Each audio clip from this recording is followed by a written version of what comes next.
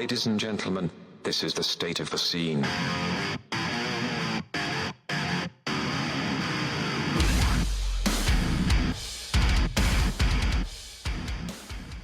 Yo, what the fuck is up? We're to the state of the scene at SOTS podcast on all social media. Sam here with Marcos. What the fuck is up, Marcos?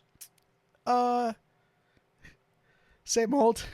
Yeah? Yeah. Yeah, no updates? Yeah. You know. Just, you know those dudes at work who have they have their own catchphrases, but they're not unique catchphrases? It's like another day, another dollar, brother. Right. Still alive. Hey, it's Monday, but it ain't a good Monday. That's a wordy good one. Good morning or whatever. I'm going to work on that one. Good morning, nothing good about it. Shit good about this morning. I can't. Anyone who says this kind of shit to me immediately, it's like, I want to go down the fucking fire escape and get away from this conversation. You know what I mean? Or somebody pull the hatch and just drop me out of this whole fucking scenario. Feel that I in can't. my soul, brother. I can't. Surviving? Sure, man. You're working in an office. Relax. You survived, bro. You made it. You survived. Coming up on this episode, we got a fuck ton to catch up on. Obviously, we missed a couple weeks, so we got new music from Turnstile, The Devil Wears Prada, We Came as Romans, fucking Woe Is Me, the brand new song from Fit for a King. It's yeah. So we're recording on a Thursday night. So we're actually we don't do that. We're missing a couple big ones, right? So it's like this episode's gonna come out, and you're gonna think to yourself, why the fuck did they talk about Linkin Park? How the fuck did they forget Sleep Token? I think there's a Youngblood song. So a couple things there. Fucking Ghost drops their whole album tomorrow. Okay, I thought you meant Ghost Kid for a second, and I'm like, another one? Yeah. It's so recent. So generally, want your thoughts on a third Sleep Token single.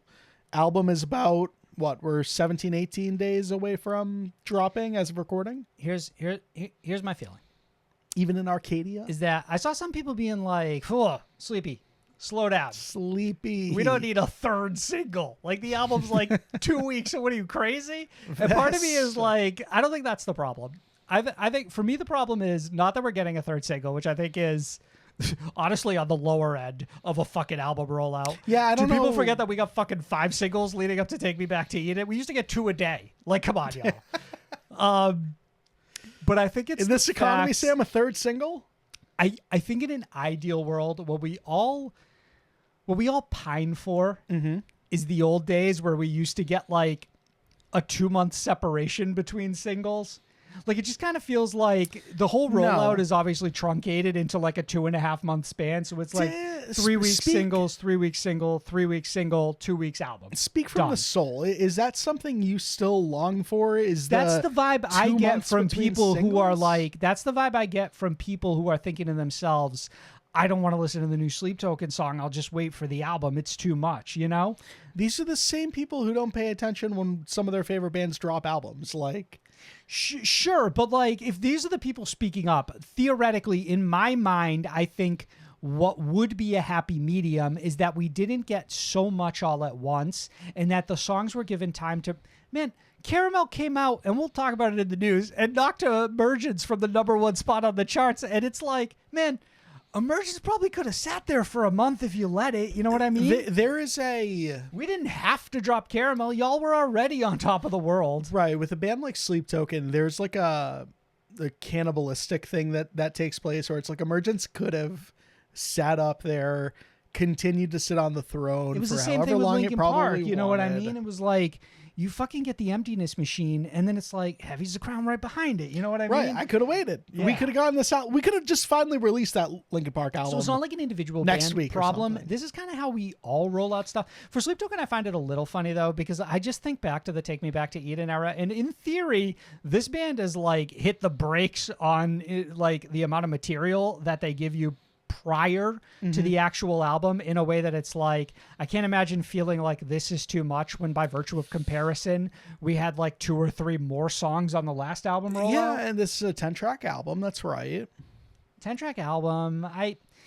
So if you're asking me I'm just excited to hear another Sleep Token song tomorrow, though I do find it to be unnecessary to hit us with so much music in such a short time span. And I think they really could have like broken it out into like a 4-month sort of like even once a month getting a new single. I think would have made a little more sense to me. And these songs would have had a little more time to breathe. Hard to disagree. And then Linkin Park, I don't know. I'm still... Linkin Park is such an anomaly, though. We waited like, so long. Yeah, we waited like 8 years to get new music, period, where it's like, fucking give me as much as you want. Keep them I coming. can't criticize. Yeah, no complaints. So before we get into all that, banter for the week, the topic that I have here is the reason that we were gone for 2 weeks, which is that fucking on the 5-year anniversary of this shit, I caught COVID. Ring, ring. Sam 2020 wants its opening back. Bro, bro, they're starting to turn me into an anti-vaxxer, Just like bro. how bands used to cancel tours, we had to cancel episodes of the show. I'm starting to be like, yo, bro, RFK Jr. got some ideas, and I don't know if he's wrong. Like, I'm starting to think to myself, did this vaccine do anything? It's like when I showed up to Walgreens that day and they told me to fucking bend over, did they really just put a microchip in me, or did I actually get a shot? I cannot endorse anything Because, that's like, being said on that side of the Good, couch. ain't nobody prevented me from getting COVID, period. Like, my fiance caught it, and she was fucking vaccinated, and immediately gave it to my vaccinated ass, bro. Y'all out here still fucking They got me trucking now. conspiracized theorying right now, bro. No, I can't allow that. They fucking, for COVID to show up, bro, 5 years later, like fucking LeBron, like I still got one more in me, bro. The funniest part of this, Sam, And take me out at the fucking legs for 2 whole weeks is crazy shit. the whatever YouTube AI scans like the episode as we upload it, we're absolutely getting hit with like the tag where it's like may contain misinformation about the COVID, blah blah blah. Not in It's this gonna be administration, bro. Here's the fucking active link to the CDC. Nah, in this administration, bro, I'm speaking straight fire now, bro. They like tell them, son, bro. It's all been a lie. We're not allowing this. This came Get out of here. straight from our enemies, bro. They built this in a lab, bro. They didn't suspend the NBA man. season for you to be talking like this. So pissed, man. It's just like, and part of me felt like I had it like fucking 5 weeks, but like I had like a fucking bad flu like 5 weeks prior to this too. It didn't fucking bench me like this did, but I was also like, my fiance, she's like, fuck, I think I got sick. And then she tested and she's like, I got COVID. And I'm like, man, sucks to be you, bro. Like, I'll see you in like a week. So I guess that means I have to go spend time in another room. Bro, like we separated. She quarantined. I was in my own fucking like I was living upstairs, bro. It was the bachelor life for a you were week. locked in. You were playing And some I Last still of Us. got it. Fucking insane. Bro. It's not right, bro. It's not right. You're fine. It's not right. You came out of on the other side just fine. Maybe not like fully mentally, but Not only that. You ready for this shit? all right. It's fucked one of my ears up. No. Where I now have if the pitch of a voice is too high, I get like some weird feedback in my like right ear. What bands can't you listen to right now? And I'm like, I was starting Googling. I was like, yo, does COVID fuck your hearing? Or like, bro, it my sounds own like you just have voice. a ear infection. Nah, bro, I've had ear infections. This different. This got some tinnitus energy. I think COVID might have sped up my death, bro. Like I think like I got fucking like tinnitus was like knocking on doors like the Grim Reaper on its way to me. And then like COVID just sped it up, bro. You've had tinnitus. I've going had on some 10 years of at tonight. least. Yeah. But what I'm saying is that like COVID like supercharged it. Like I think I probably You had got like long another tinnitus? I think I probably had like another good 4 years in me, you know what I No, mean? you didn't. I probably had like a good 4 years in me. And then like, nah. Like fucking now it's like it's just fucking here now.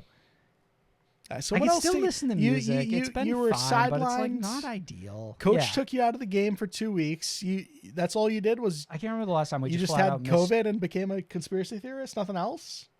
No good update. You revisited an album. Oh Nothing? no, yeah, no, fucking yeah, no. I got my whole life together that 2 weeks where I had COVID, bro. It was so productive of me. Nah, I Facts. played fucking PS5 nearly every day, except for like those first couple days where Okay. it's like you can barely open your eyes. I slept for like the first day of being like legitimately sick, bro. I slept for like 42 hours. It was Fuck yeah. insane, bro. But then after that, like I was like semi back to normal. So I'm fucking playing video games and shit. I'm restarting The Last of Us, the TV show. Like I'm watching that shit, bro. I made the most of it as best I could. It was not fucking fun though. Like I don't like being sick. I didn't accuse you of liking being sick. You sound. I feel like I tasted like a hint of jealousy in your voice. You know what I mean? Like you were like, no, damn, I a just, good COVID. I could get so you're much just over done, here bro. fucking bitching. Like what? What are the I'm sorry. pros? I'm sorry. Where just all else should I cons go? with you. Is it not my podcast where I should come to bitch? It's all cons. I just There want. must have been pros. This is like when you call out sick from school, right? They want to make sure you didn't have fun that day. You know what I mean? I just want the fans to know, like, I wasn't enjoying myself. I didn't like being off from the show for 2 weeks. I missed our listeners. You know what I mean? Did they miss you? Yeah, I don't. Yeah, sound off in the comments, bro. Leave a like if you missed Are Sam. vaccines real? All right, chill, bro. I'm playing. Every link you can be found in the description of this episode, including our playlist updated weekly with every song you hear on the show and more. You also got links to our socials, merch store, Discord, and Patreon. All Patreons receive access to our deluxe episode feed. Bonus episode this week, Marcos. We took some questions from the patrons. We're going to answer them. That's it. News to me. That's the whole premise for the episode. Patreon.com/SOTS podcast. Like I said, link in the description of this episode. You can sign up for as little as $3 a month.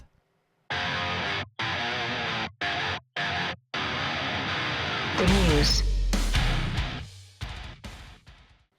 In the news this week, Green Day will be receiving their very own star on the Hollywood Walk of Fame. Marcos, sound off. Deserved? Green Day. Sure, they spent the money to buy it. Okay, here's what threw me. I didn't know they gave bands fucking stars on the Hollywood Walk of Fame. I didn't know this was a thing you could get. I didn't realize bands could just get these.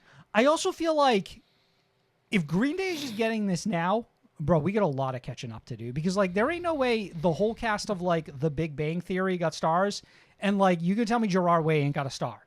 Cobra Starship. You can tell me Patrick Stump ain't got a star. You can tell me Cobra Starship doesn't have a star on the Hollywood Walk of Fame. Like Cobra Starship had as big a song as any of those bands. I'm gonna find out bands who aren't on the Hollywood Walk of Fame and just start getting pissed, like more and more pissed as the list goes on. So what do you value more? A band with a star on the Hollywood Walk of Fame, or retired into the Rock and Roll Hall of Fame? It's a good question. Somehow the Hollywood Walk of Fame seems harder. I mean, they're taking in like 6 bands a year, right? In the Rock and Roll Hall of Fame. It's but outdoors. like I ain't ever heard of fucking bands getting a star. You know what I mean? Green Day could be the first, for all we know. I mean, somebody's going to come back and be like, oh, were you guys not paying attention when they gave one to Journey like 6 years ago? I mean, maybe they gave it to them for their work in theater. You think they gave it to Green Day for their work? I promise you on fucking God, they did not give Green Day a star on the Hollywood Walk of Fame for their work. It was a renowned play, wasn't it? In the same way that they're not going to give Gerard Way a star for the Umbrella Academy, right? Wouldn't they though? Homie gonna get in there because his ass wrote the Black Parade, as are the rest of My Chemical Romance. Bro, is Blink on the fucking Hollywood Walk of Fame? That's what I mean. This is what I fucking mean. Is Linkin Park on this shit? Linkin Park are not there. Why not? This is where I'm going. Like, if you're gonna tell me everyone in the cast of Grey's Anatomy has a star on the Hollywood Walk of Fame, but like System of a Down ain't got on there yet, that's insane to me. I've been watching some Greys, okay? They deserve those stars. Shut up. Have you actually been watching Grey's Anatomy? The girlfriend and I are 4 episodes into season 2. We just chipping away. All right.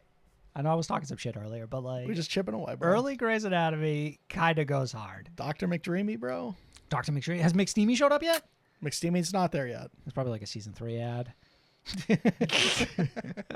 I'm trying to think back. It's been a while. It's been I still remember buying episodes of Grey's Anatomy on iTunes, downloading them to my iPod Classic, and watching them on a flight. I did not realize how heavy you fucked with Greys. I was fucking obsessed with that show. I was fucking obsessed. Fucking really? And I got into it like when it was like 4 seasons deep. So I was like, oh shit, I'm just going to iTunes, the fucking $1.99 episode. Give me like 10 of these. Long ass flight. Loved that shit, bro. $1.99. How good we had it. But if you're going to tell me Meredith Grey is on the Hollywood fucking Walk of Fame and Fred Durst isn't, I'm going to be pissed. That's where I'm going with this. I'm going to be pissed. I'm going to say she's got a stronger argument.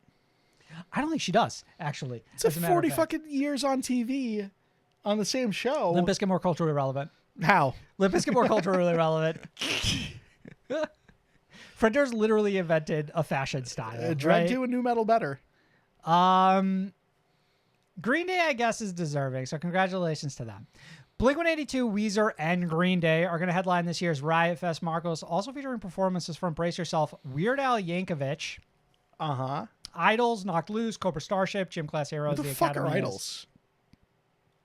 They're high up on that poster. Right. Why? So I'm going to bet that? they're a bid that matter slightly outside of our space. This has the energy of like alternative rock radio. You know what I mean? It certainly does. Like, I'm going to find out Idols is in the same conversation as someone who's like Noah Khan. You know what I mean? Not quite our space.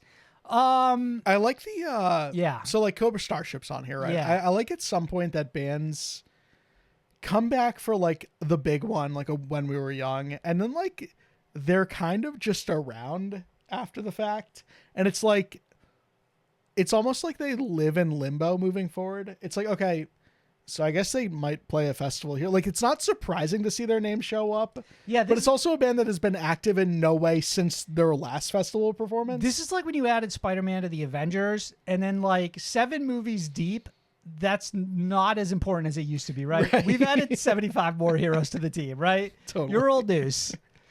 So it's like, it's cool to see a band like that there, and then it's like, but okay. Speaking of when we were Young Fest, Riot Fest is also doing that thing where some of these bands are going to play some albums in full. So like Weezer's playing the Blue album in full. The Academy are playing Almost Here in full. Knuckle Puck is playing Copacetic in full. It wasn't everybody. It was like 24 bands, which I thought was interesting. But I guess I don't know if it's hard to sell bands on this anymore. Because like Knuckle Puck have already been celebrating Copacetic, that was the plan this year anyway. So okay, you're right. So like some bands you just catch like on the 10-year anniversary, there, right? And it's like, if you want to do it here too, you're more than welcome. And they're like, yeah, fuck it. I think this is the money speaks type situation where it's like, you know, Gym Class Heroes is like, oh man, I don't know if I want to play the Paper Cut Chronicles in full. And then it's like, you just like add a 0 to that check and they're like, all right, fuck it. Yeah, why not? From 1,000 to 10,000. Yeah, that's correct. That's exactly correct. This isn't enough for me to want to go to a Riot Fest. Whatever would be enough to get you to a fucking festival, bro. I know that we do this and like we don't go to festivals, period, but like it's not this that's I'm not dusting off the old fucking Vans for this. What's it for you? Sempiternal in full from Bring Me? Some type beat like that? It's gotta be, right? I mean, hell, I thought it would be that Panic thing, but then like all the fucking Brian Ross stuff kind of didn't seem to fall into place, and that doesn't seem to be, I think, that much of a reunion. Part of it is like if you're patient enough, I feel like you get it anyways, because it's like the My Chemical Romance thing has really taught me a lesson. It's like, y'all thought you were special at When We Were Young Festival, and I'm gonna see this same show in Boston, like an hour from my home. Right.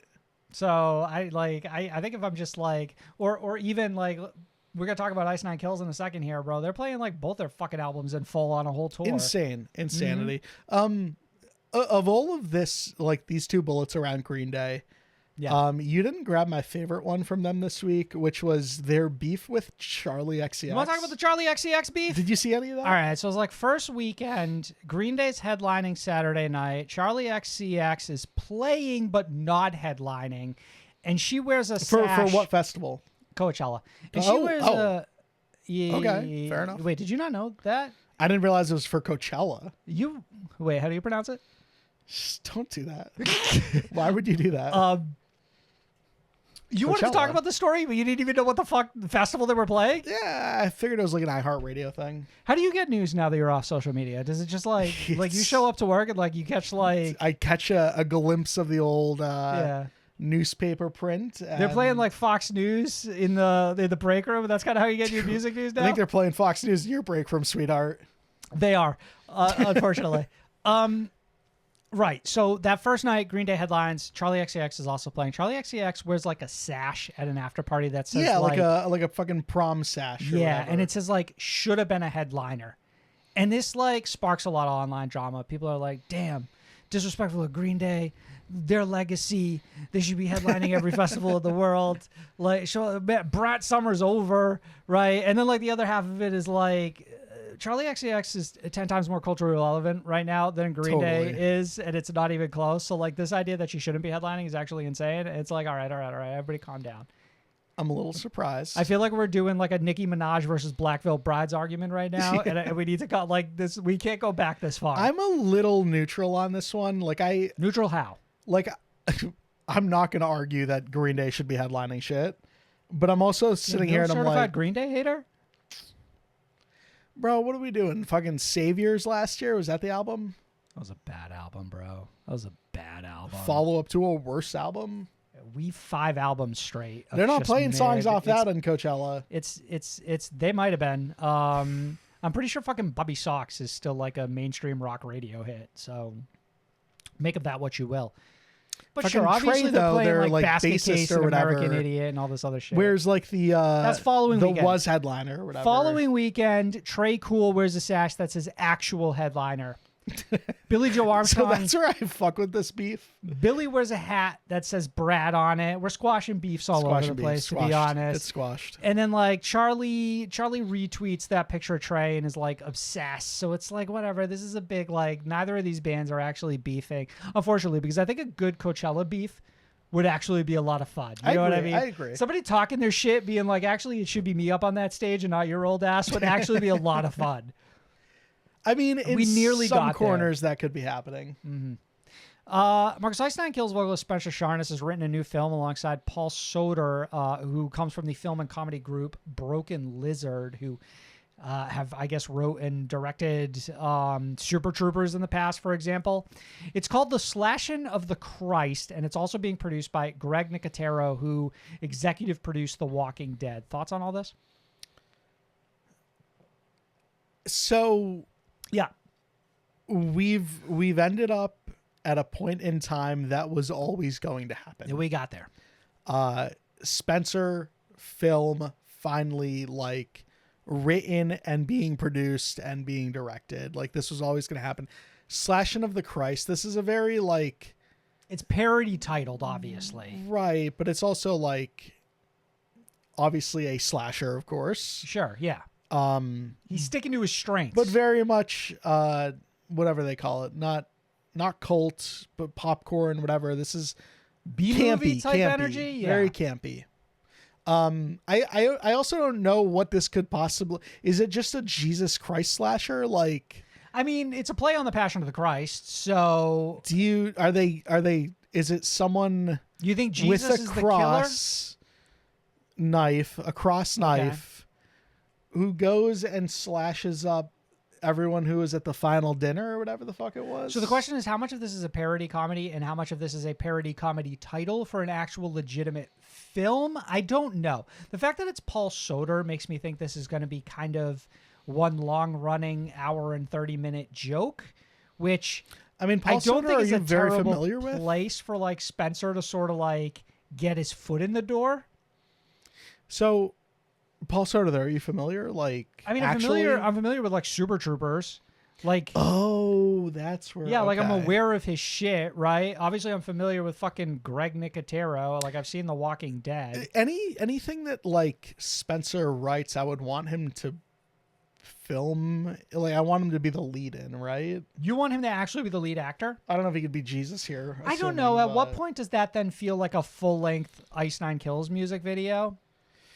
Testing the waters? You want a certain higher level of legitimacy to this where you start to see like actors' names you recognize attached to it? Totally. I'm imagining this is going to have a lot of friends in it, if I were to guess. You know what I mean?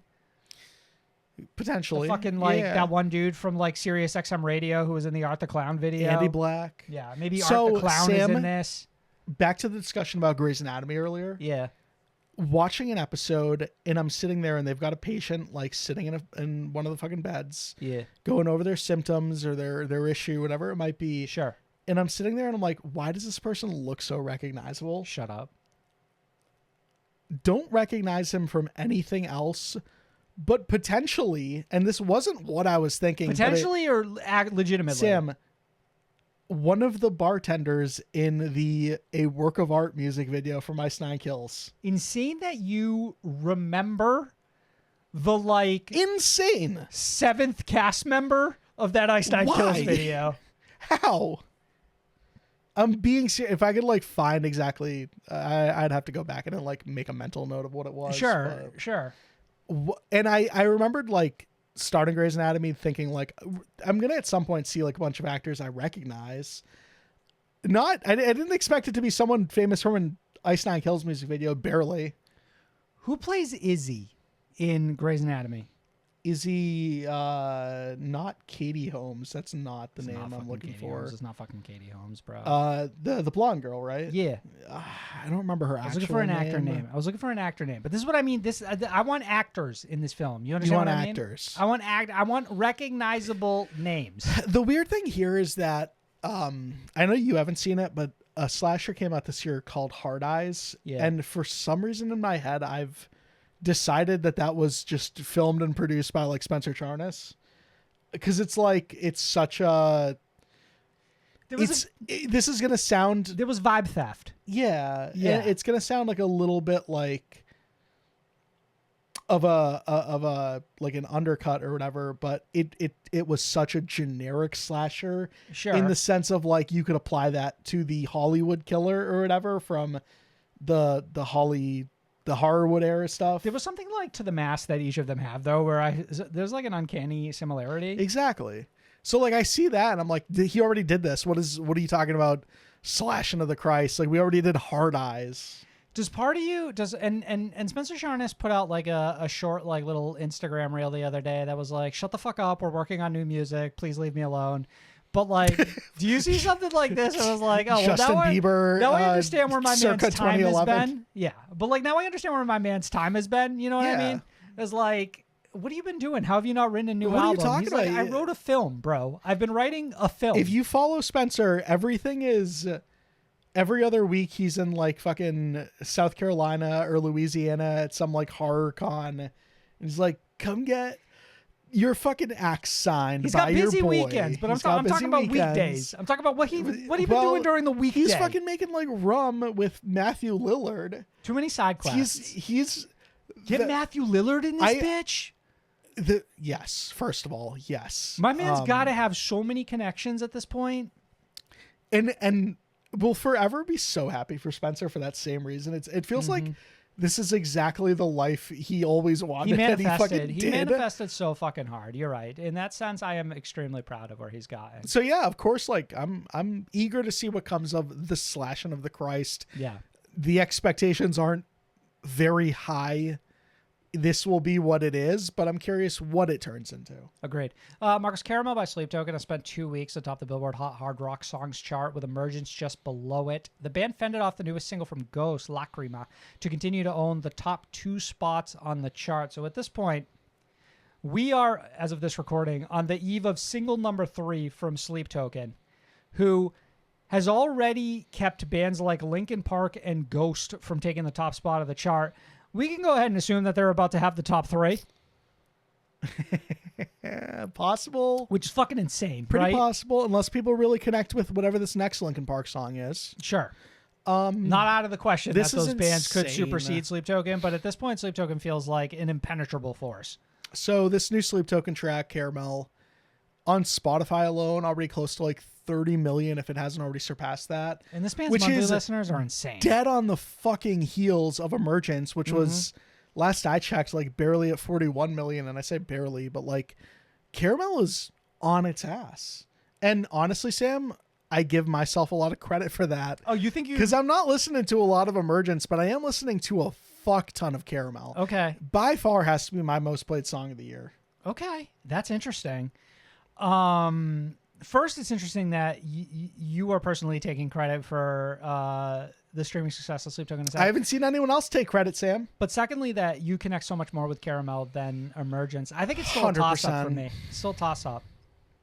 I don't know. It's got like the popular influence that I'm always going to lean towards with this sort of stuff. And Well, early word on Declamaries? Demasosceles is that that's like a soft poppy track too. ooh, Yeah.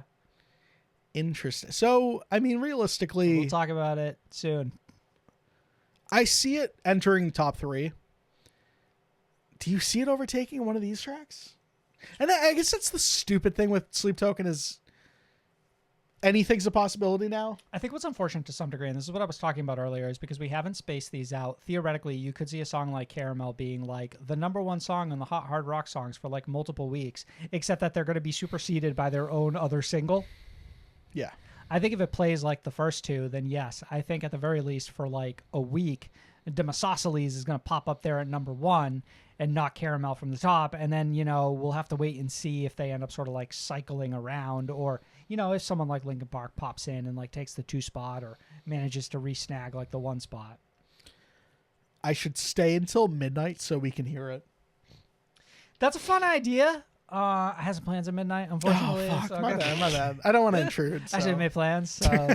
Marcus, and finally, this just broke today. Code Orange vocalist Jamie Morgan confirmed the band are officially on hiatus in a new interview with Nick Nocturnal over on his podcast. I mean, I'm not that broken up about this. You know what I kind of noticed when I shared this story over on social media? I don't think anybody seemed that broken up about this, which I think was really unfortunate. I enjoyed that from where last that band record. started to where they are now. I don't think that honestly, I view this band as like, this is going to sound really weird. This was the first like Knocked Loose to me, where it was like a hardcore heavy band that was really making a mainstream impact out of what felt like nowhere. This band was on like WWE, like They had a Grammy nomination right, like really that early sort on of in their stuff. career. Yeah.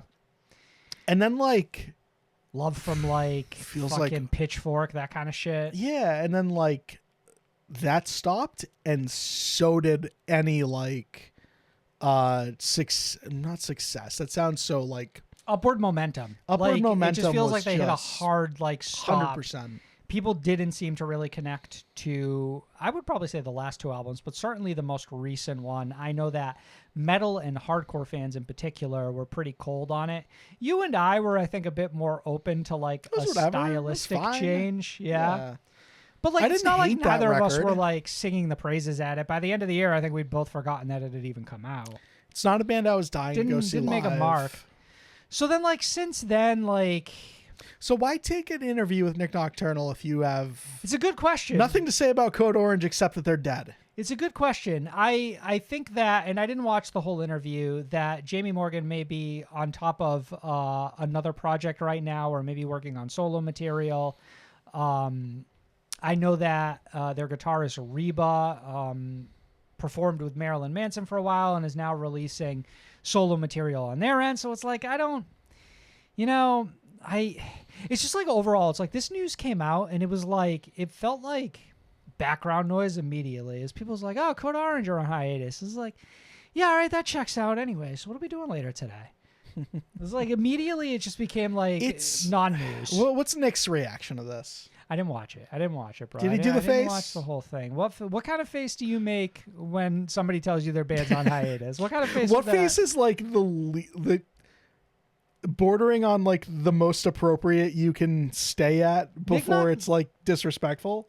Guy like Nick Nocturnal been doing reactions for a long time. He's gonna have like a catalog of faces like that he can pull from. Yeah, at he's this going point, you through know like what I the mean? whole Right. yeah. So I would think it was like a level of understanding and like He's got to okay, farb like a shit. clip, Yeah. but how does he do it without being disrespectful is the question. I think it's just crazy to me to see a band like Code Orange, who, like we said, had like such incredible momentum out of the gate, just fizzle out in the hardest way possible. It's just kind of unfortunate all around. It is pretty disappointing. Like this band had some really great singles to their name. Mm-hmm. And I say singles, but like some really great songs. I Just feel like they had generally. a vision, and then it's just like none of it seemed to coalesce in anything that anyone seemed to care about in the last 5 years. It really was that last album, I think. I didn't see anyone talk about that one. Nah, I don't at think anyone really all, vibed with dude. it. So it's like, ultimately, I think it ends up being a situation where it's just like, they were like, their music was their own like nails into their coffin. You know what I mean? Which is too bad. Part of me feels like they will make a comeback. Like, I kind of get the vibe that like in a couple of years we'll start to like, hey, y'all miss Code like, oh, Secret Show. Oh, like you'll never guess who's supporting this upcoming tour. Like Code Orange are back. Like that. Bro, kind of thing. it's modern Festival. It's modern sports. No lead is safe. In music, no hiatus is safe. That's a fair point. That's a fair point. It used to be sacred ground, but we treat hiatuses with such blatant disregard nowadays, Sam.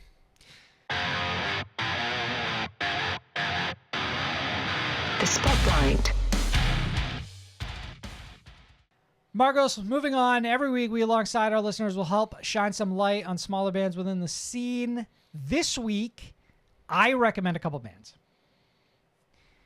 I'm going to start with Unsettled and their debut song, Trigger.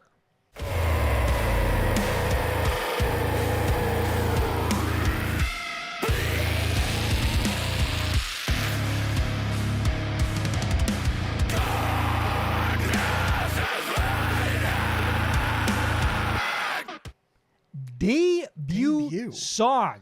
Little metalcore outfit from Cleveland, Ohio, Marcos. Stop me if you've heard that before. This band's sound is like solid, but their off-kilter humor is what actually What the really helped fuck them does stand that out for mean? me. Like, there's a point in the middle of this song where they just do like a little quick sketch for absolutely no fucking reason. And I think it actually helps bring the whole thing together in a way that made it significantly more interesting than it otherwise would have been without it. We won't spoil that bit, but it is honestly very funny. Yeah, you got to go check it out. Follow them at unsettled_US on Instagram. And secondly, Marcos, I wanted to recommend the track Rat Bag by Mouth Culture.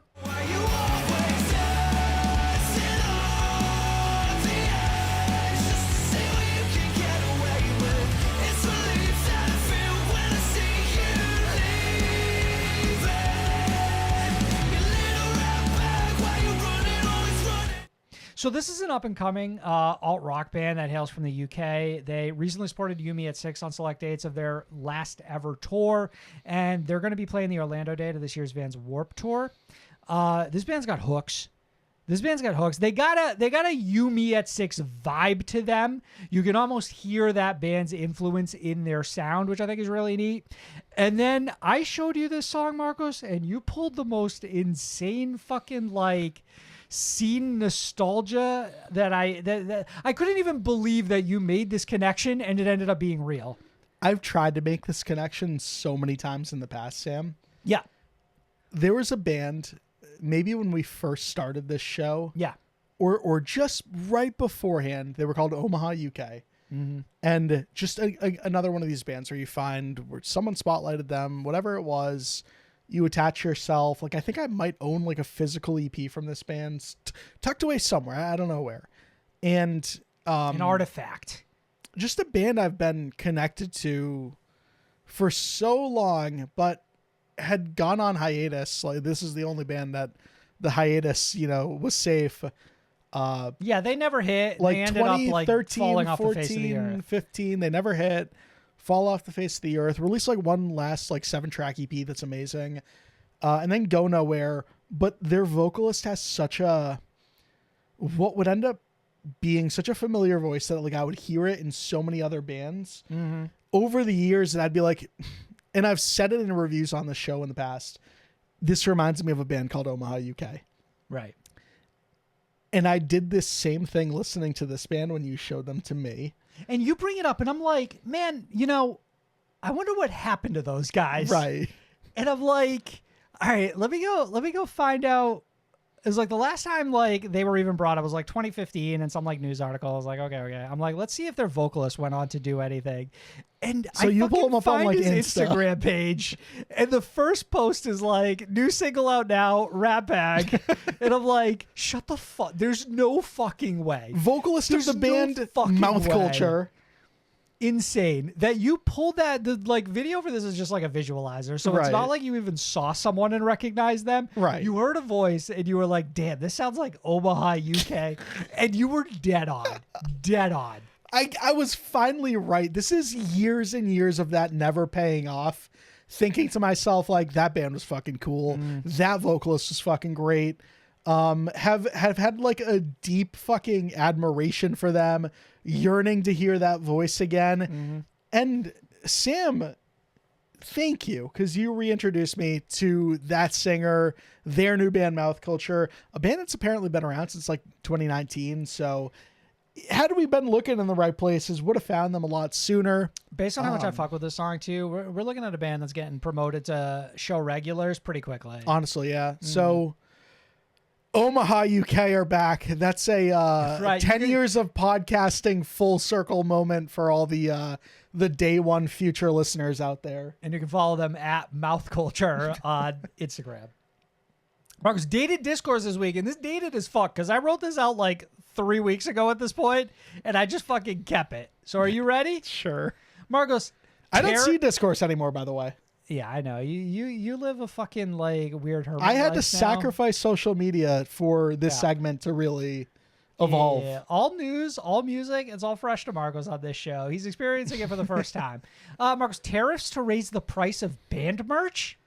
Stop me if you've already heard this, Sam. Tariffs hadn't already raised the price of band merch? Hard to say for sure. The Tim 2020 shared the following over on r/metalcore. Merch prices will be rising soon. If you're US based, be ready for the cost of merch to go up even higher. I was at the Spirit Box Little Dying Wish show yesterday and made a visit to the merch booth. Typical prices were all seen recently that I already consider steep. $40 for t-shirts, $90 for hoodies. I bought a shirt and noticed that the tag says made in China.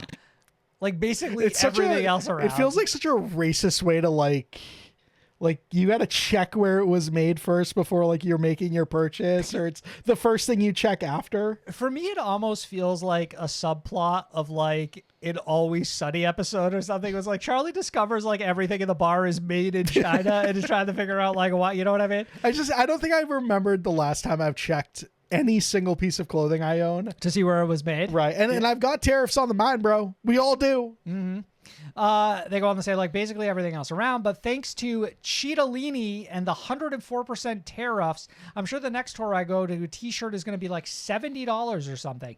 Just a heads up to budget accordingly. It depends on the band, right? Like we saw Eminence recently, and I remember fucking, who was it? Jakarta?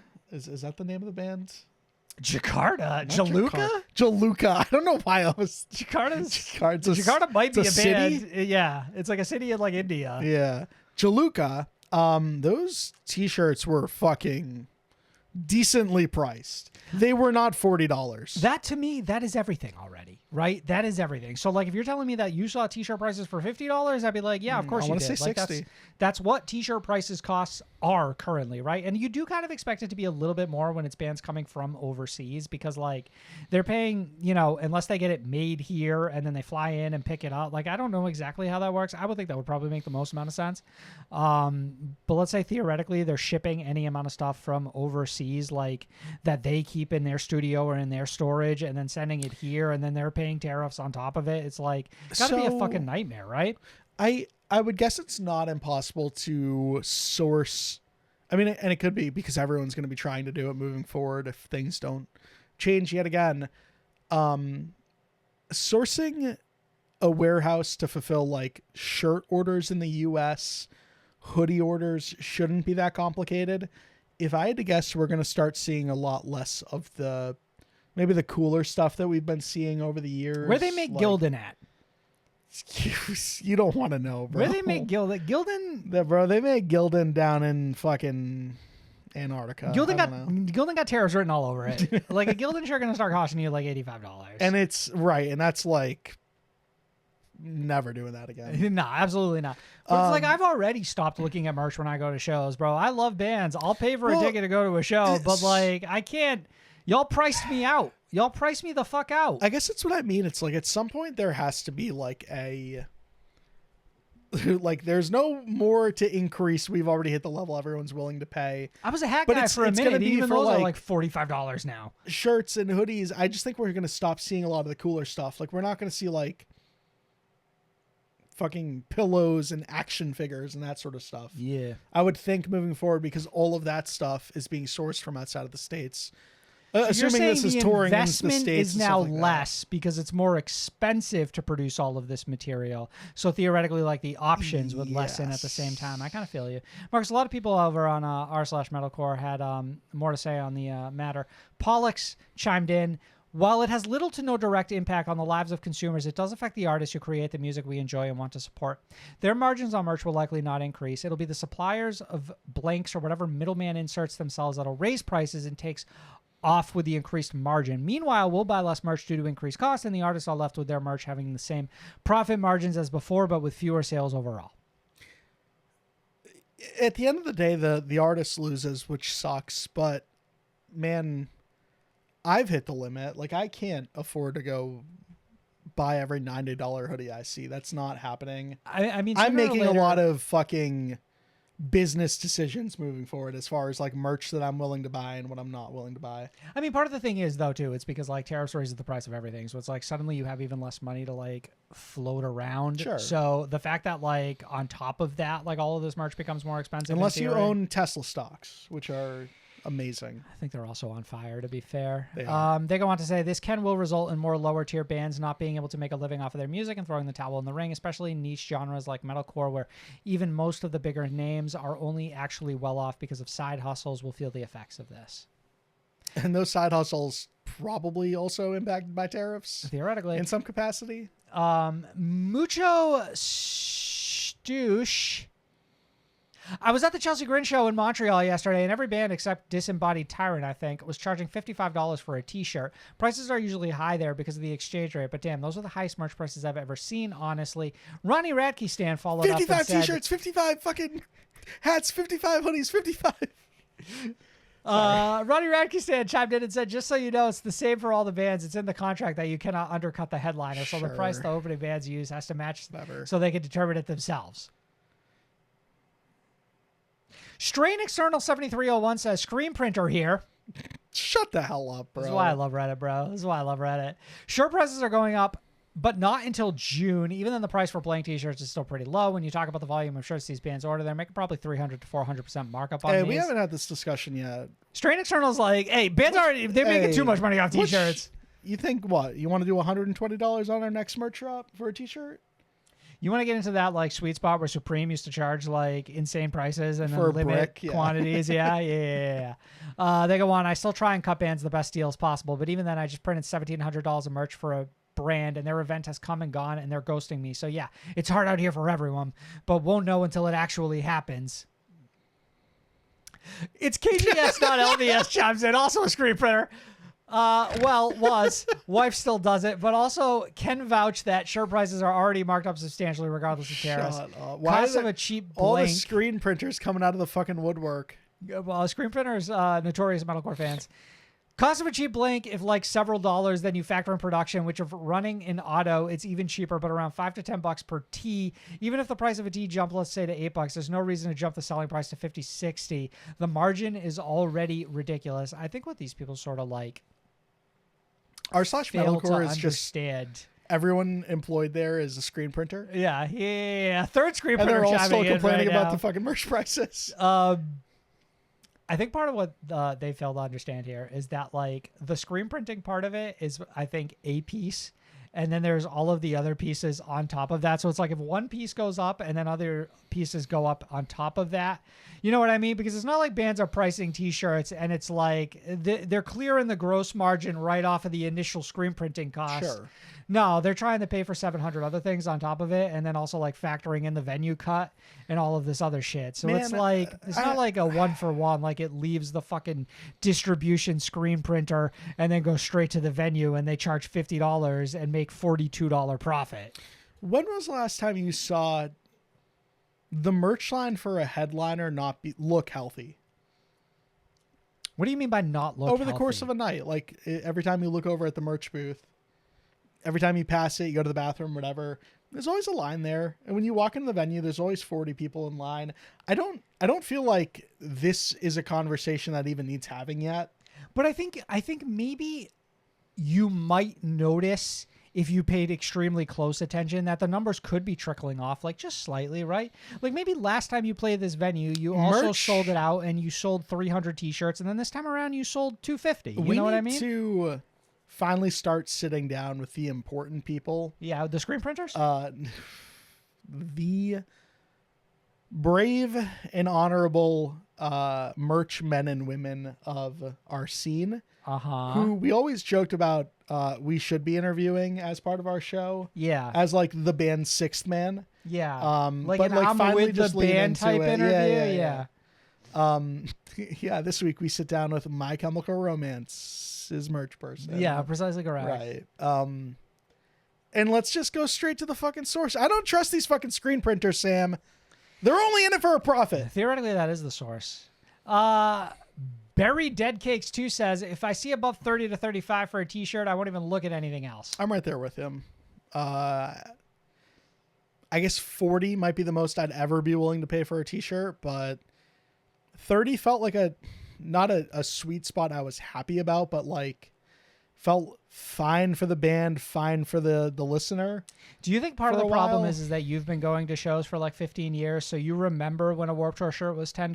I remember getting a $20 Closure in Moscow shirt. Yeah. If you're $16 and you're showing up to Spirit Box and it's one of your first shows and you see a $45 t-shirt, you're like, oh yeah, that's the norm for a t-shirt.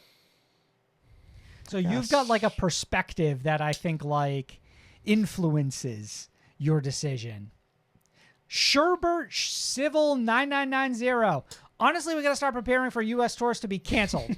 Touring is already barely profitable for 98% of the bands in the scene, and now it's not going to be profitable at all, and no one's going to have any extra money to go to shows.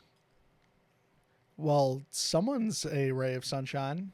Bloody Gamebox thing with the final comment here. Well, fuck. Not metalcore, but I tried to buy one of the new Dying Fetus shirts recently. $70 for standard shipping to Australia.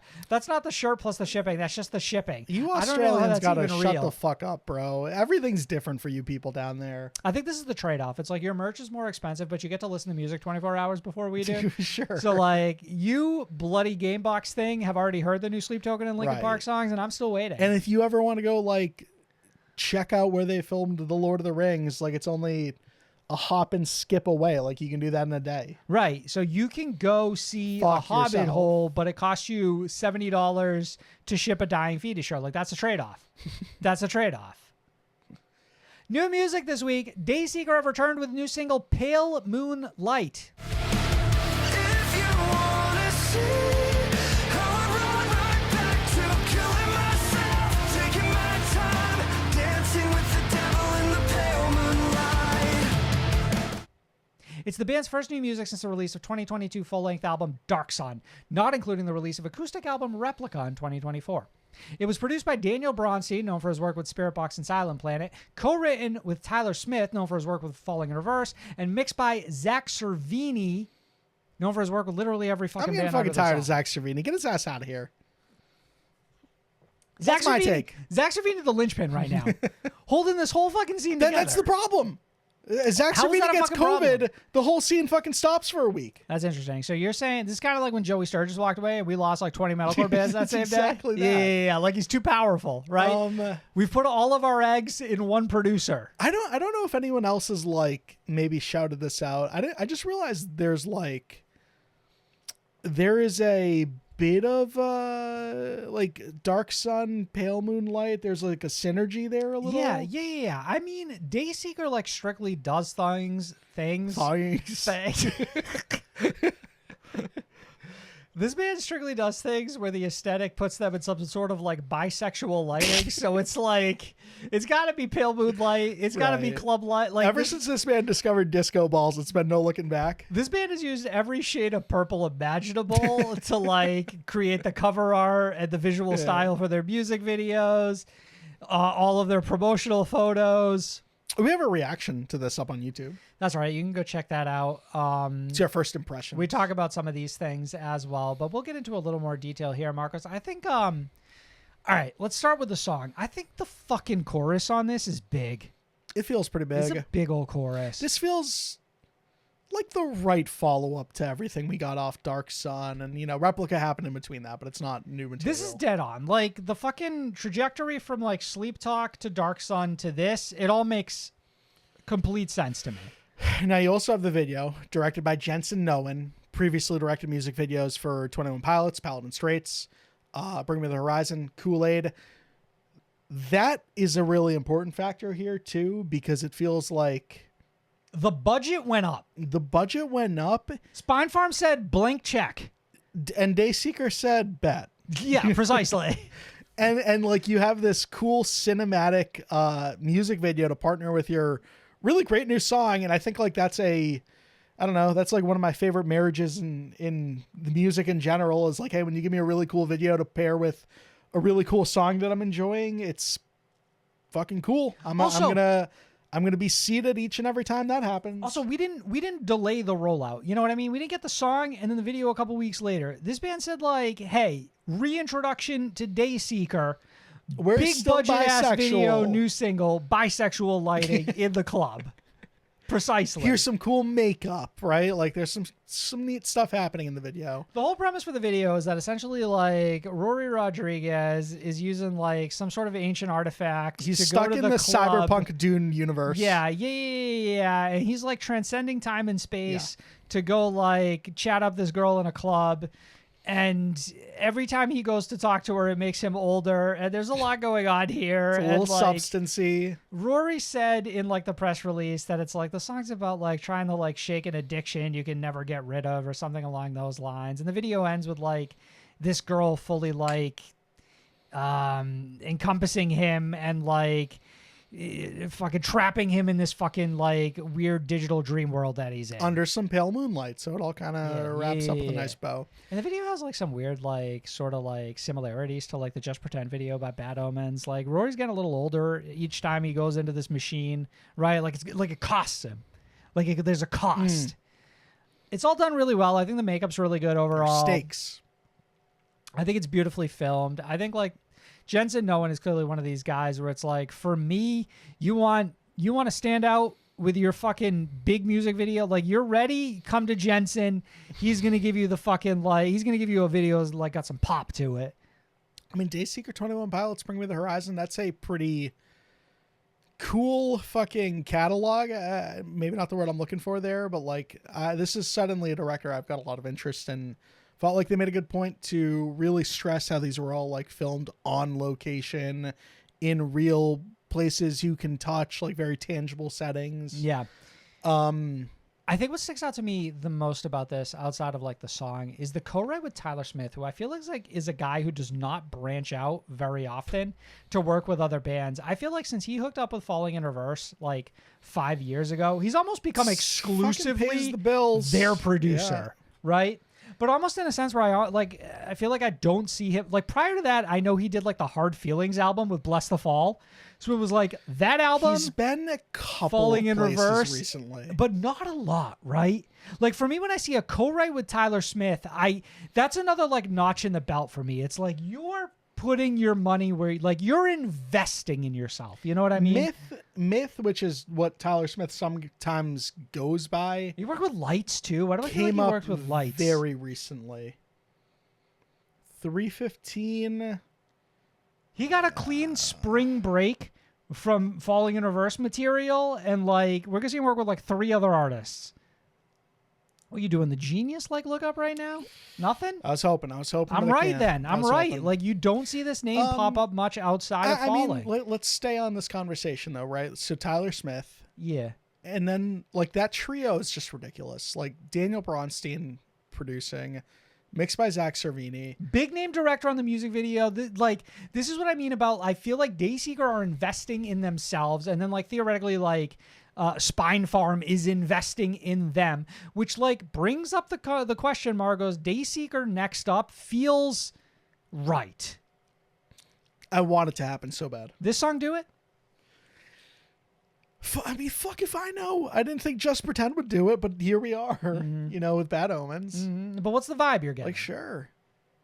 I mean... You think this is a strong single out of the gate for like the as of yet unannounced new album?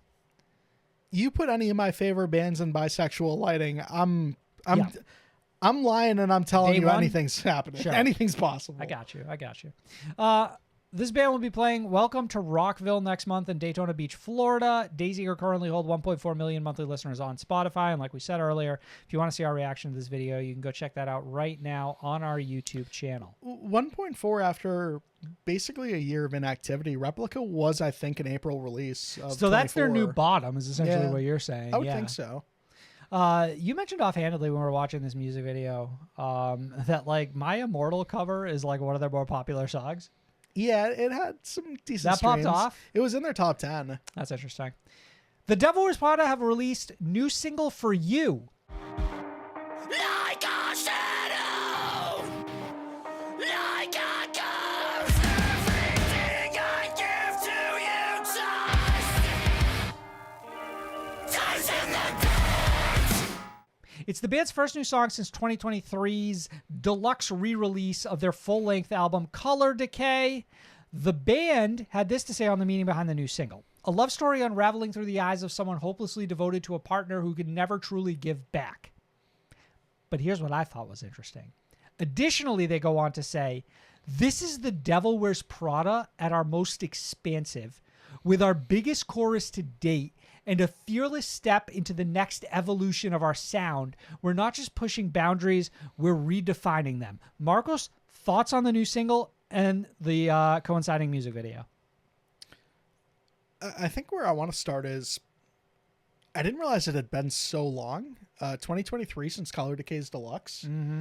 Color Decay for me feels like such a relevant album to this day that if you told me it released just last year, I'd still believe you.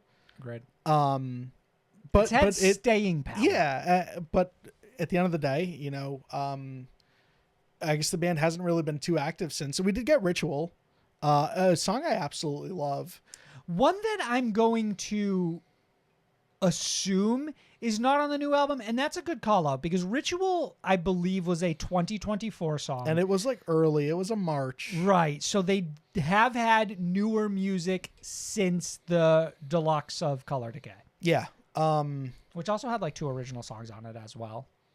I forgot which ones. Ignorance was one of them. I can't remember the name of the other one. Oh, right.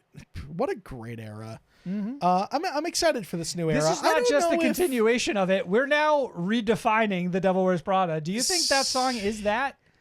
I don't know. I think this is bands getting high on their own supply as far as like, I don't know. I've seen every band make this exact statement.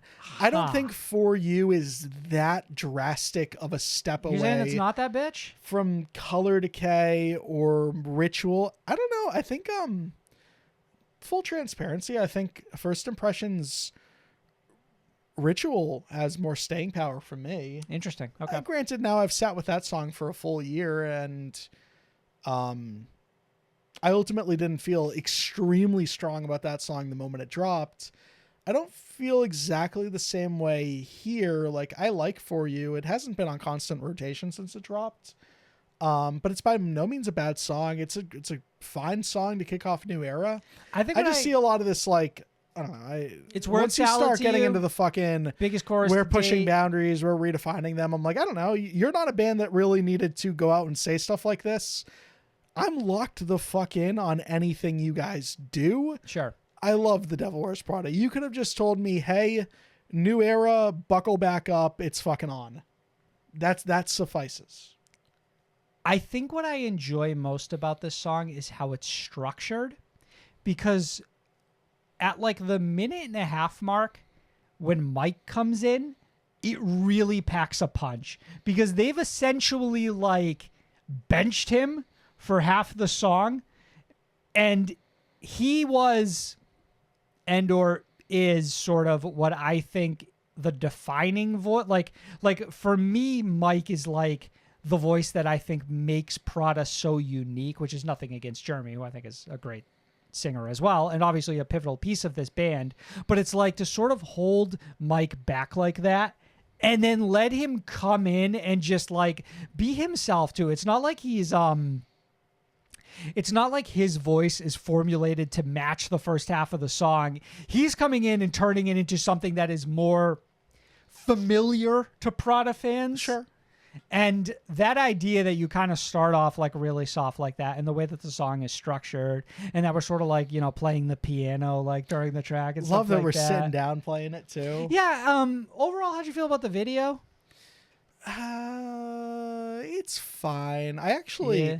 maybe it's because I saw, you know, Dayseeker film everything on location just prior. I see this video and I'm like, I don't know. We're in a studio space. It's neat enough. It's just not that grabbing. I feel like, all right. The set piece being a big, like, it looks like a fieldy garden type thing, and then there's a 6-foot, you know, deep grave in the middle of it, and there's like maybe a square or a triangle in the back or something that's lit up.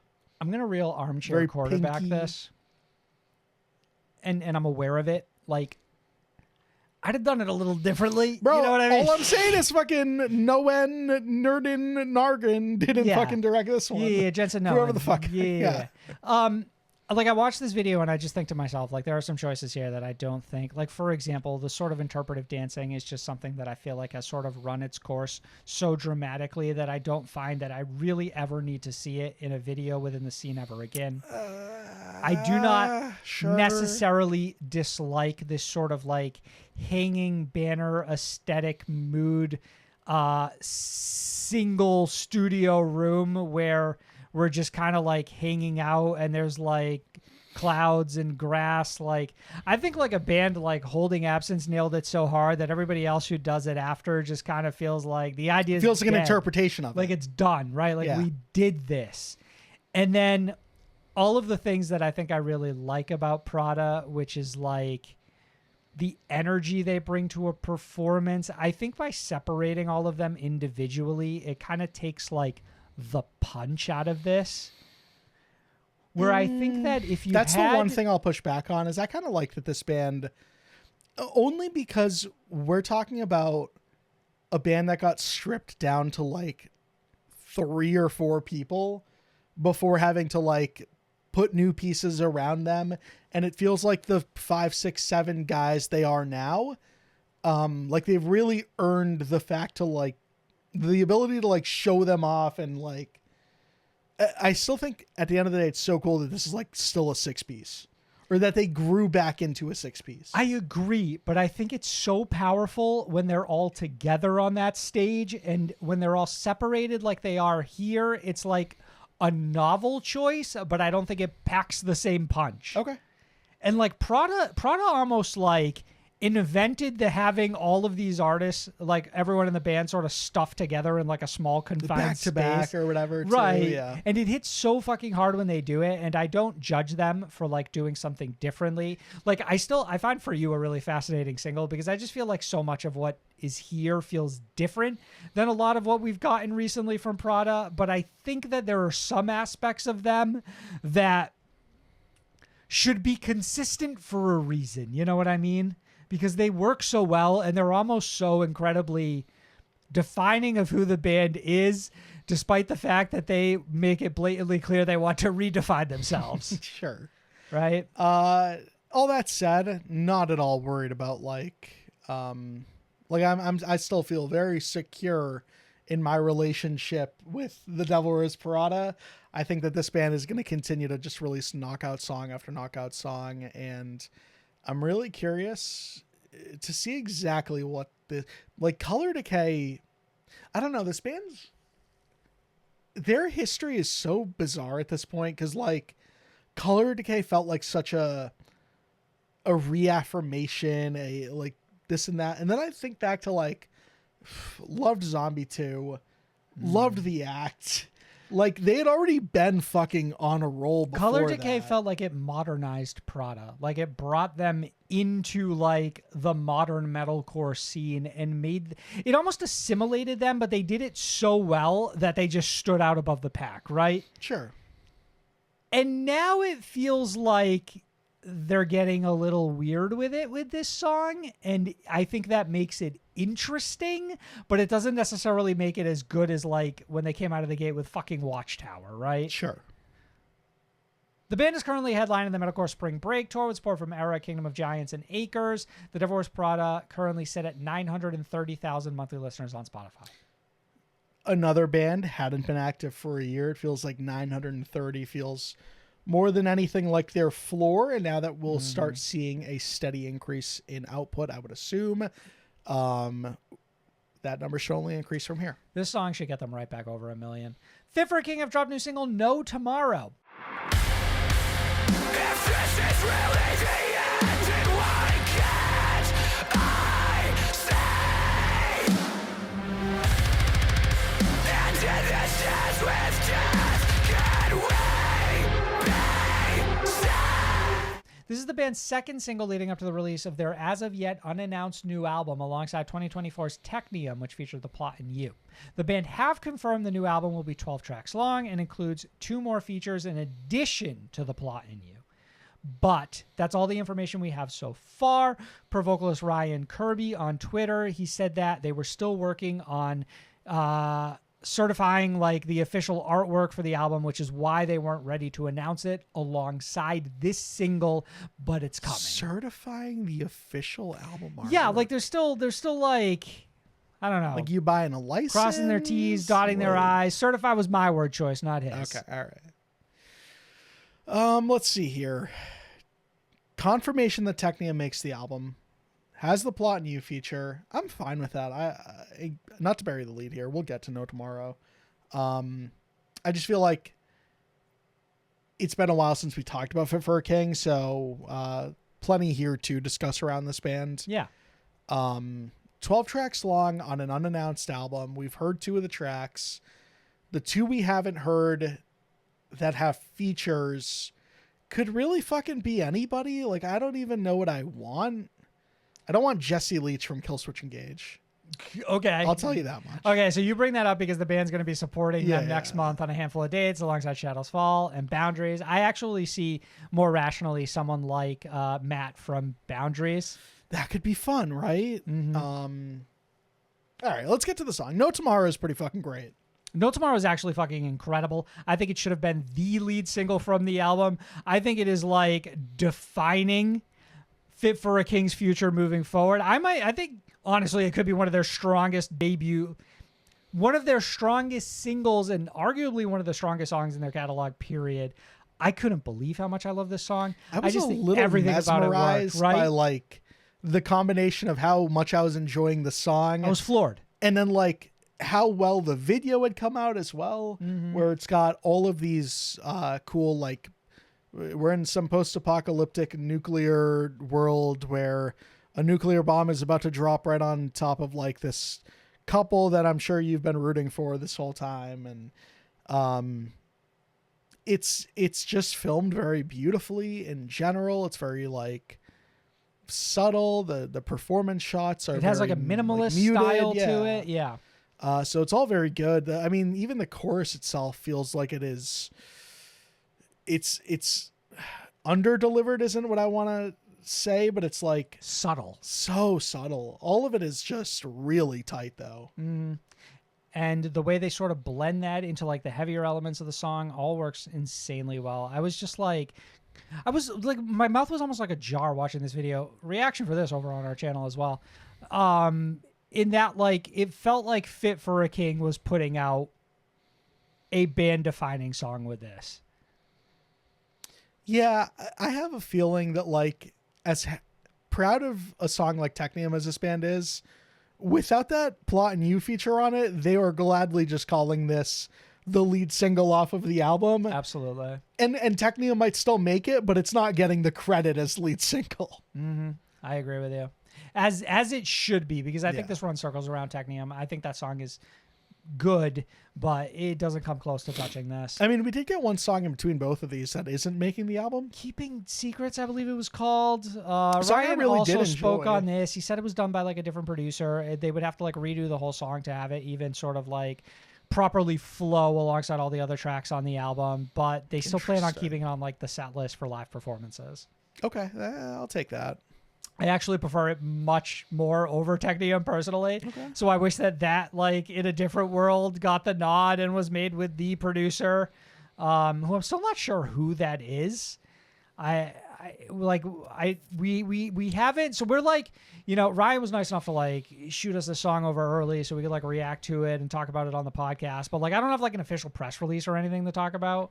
I'm not quite sure who like all I know at the end of the produced day this is that Zach Cervini fucking mixed this. it's sure, yeah. Yeah. Fit for Again currently have just shy of 750,000 monthly listeners on Spotify.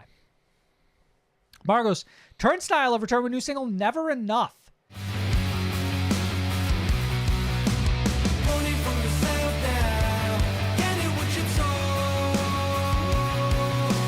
Never let your guard down. Anywhere you go.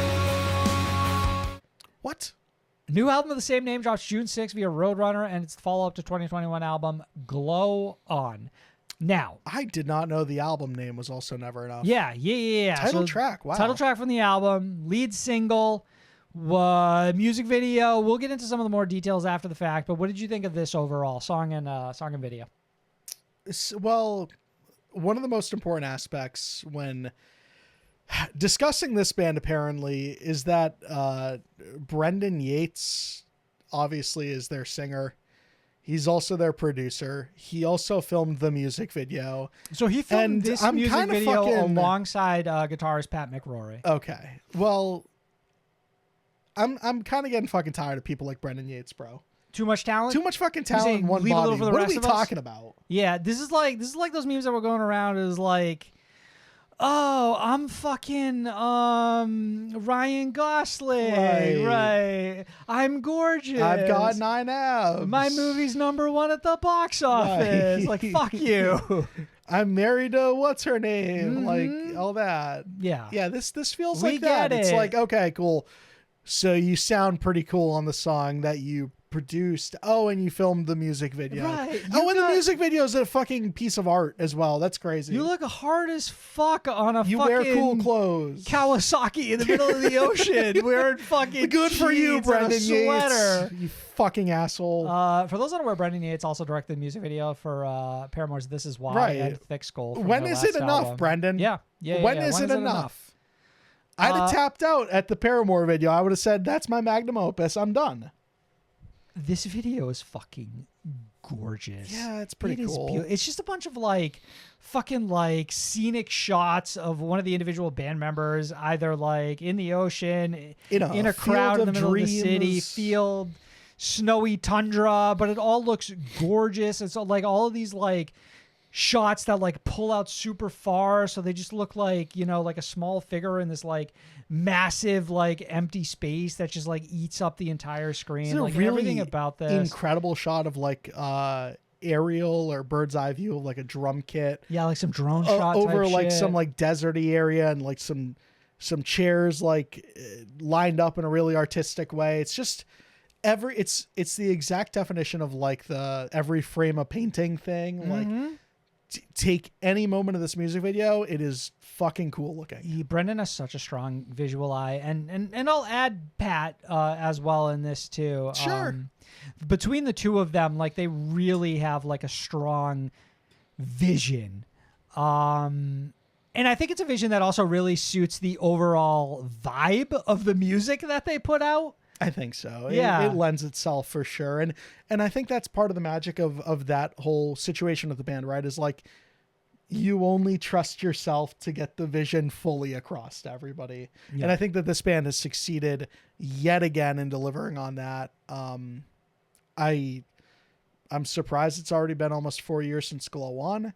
I'm very excited for Never Enough. I think that this is one hell of a lead single. This music video does something I actually wish we'd see a little bit more from other videos, which is it's very clearly leading up to the next video in a way that like I didn't realize until you pointed it out. I think it's not just generally that the video feels like it's doing it, but the song very much feels like it's building. Like it's one of those cases where it's like, okay, it's going to flow into another song, Yeah. right? But like it's it clearly just coming cuts to it an away. end. Yeah. But even then, like in the video itself, you're watching it like zoom out of like, again, you're just with one member, but you're zooming out and it reveals that one member's on a stage with all the other members Right. of the It band culminates in them all being performing together. in front of an audience. Yeah. And nothing is syncing up to like what is being shown on screen. Like we're playing like what is very much what I assume is a cool riff, and we're screaming and we're jumping and the whole crowd is jumping along. But the energy of the song had already definitely... I feel like what you're saying is the perfect marriage you'd like to see is that the video, if this sort of immediately goes into the next song and that's the next single, that it just bleeds naturally. So it's like you could almost watch the video for this and then the next video and it's them performing on that stage. 100%. The next single. Yeah, I understand. Yeah, I like that.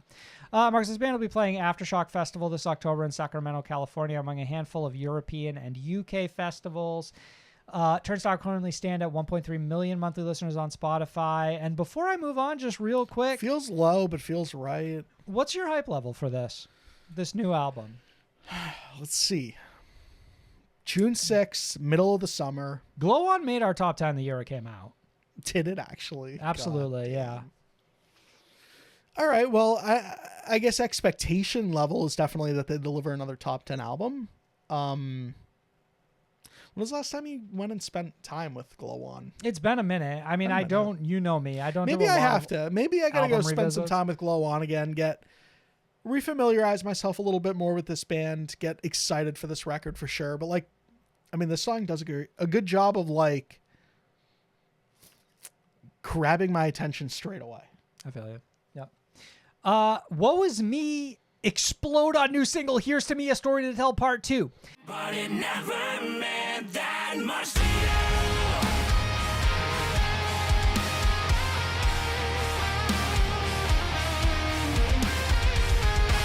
I shout to heaven, but you gave me hell. You gave me hell. This marks the project's third new single since reforming, following 2023 songs Red, Hard to Live, and Ghost. The single is being acknowledged as a taste of what you can expect from the band's upcoming, as of yet unannounced, new album. Margos, thoughts on the continued return of Woe Is Me? Fourth new single.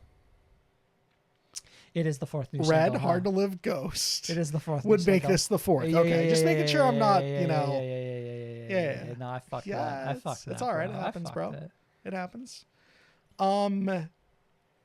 Honestly, dude, you want my actual take? It's Yes, I I would still like. can't believe Woe Is Me are back in light of issues exploding themselves, and in the bad way, not the good way.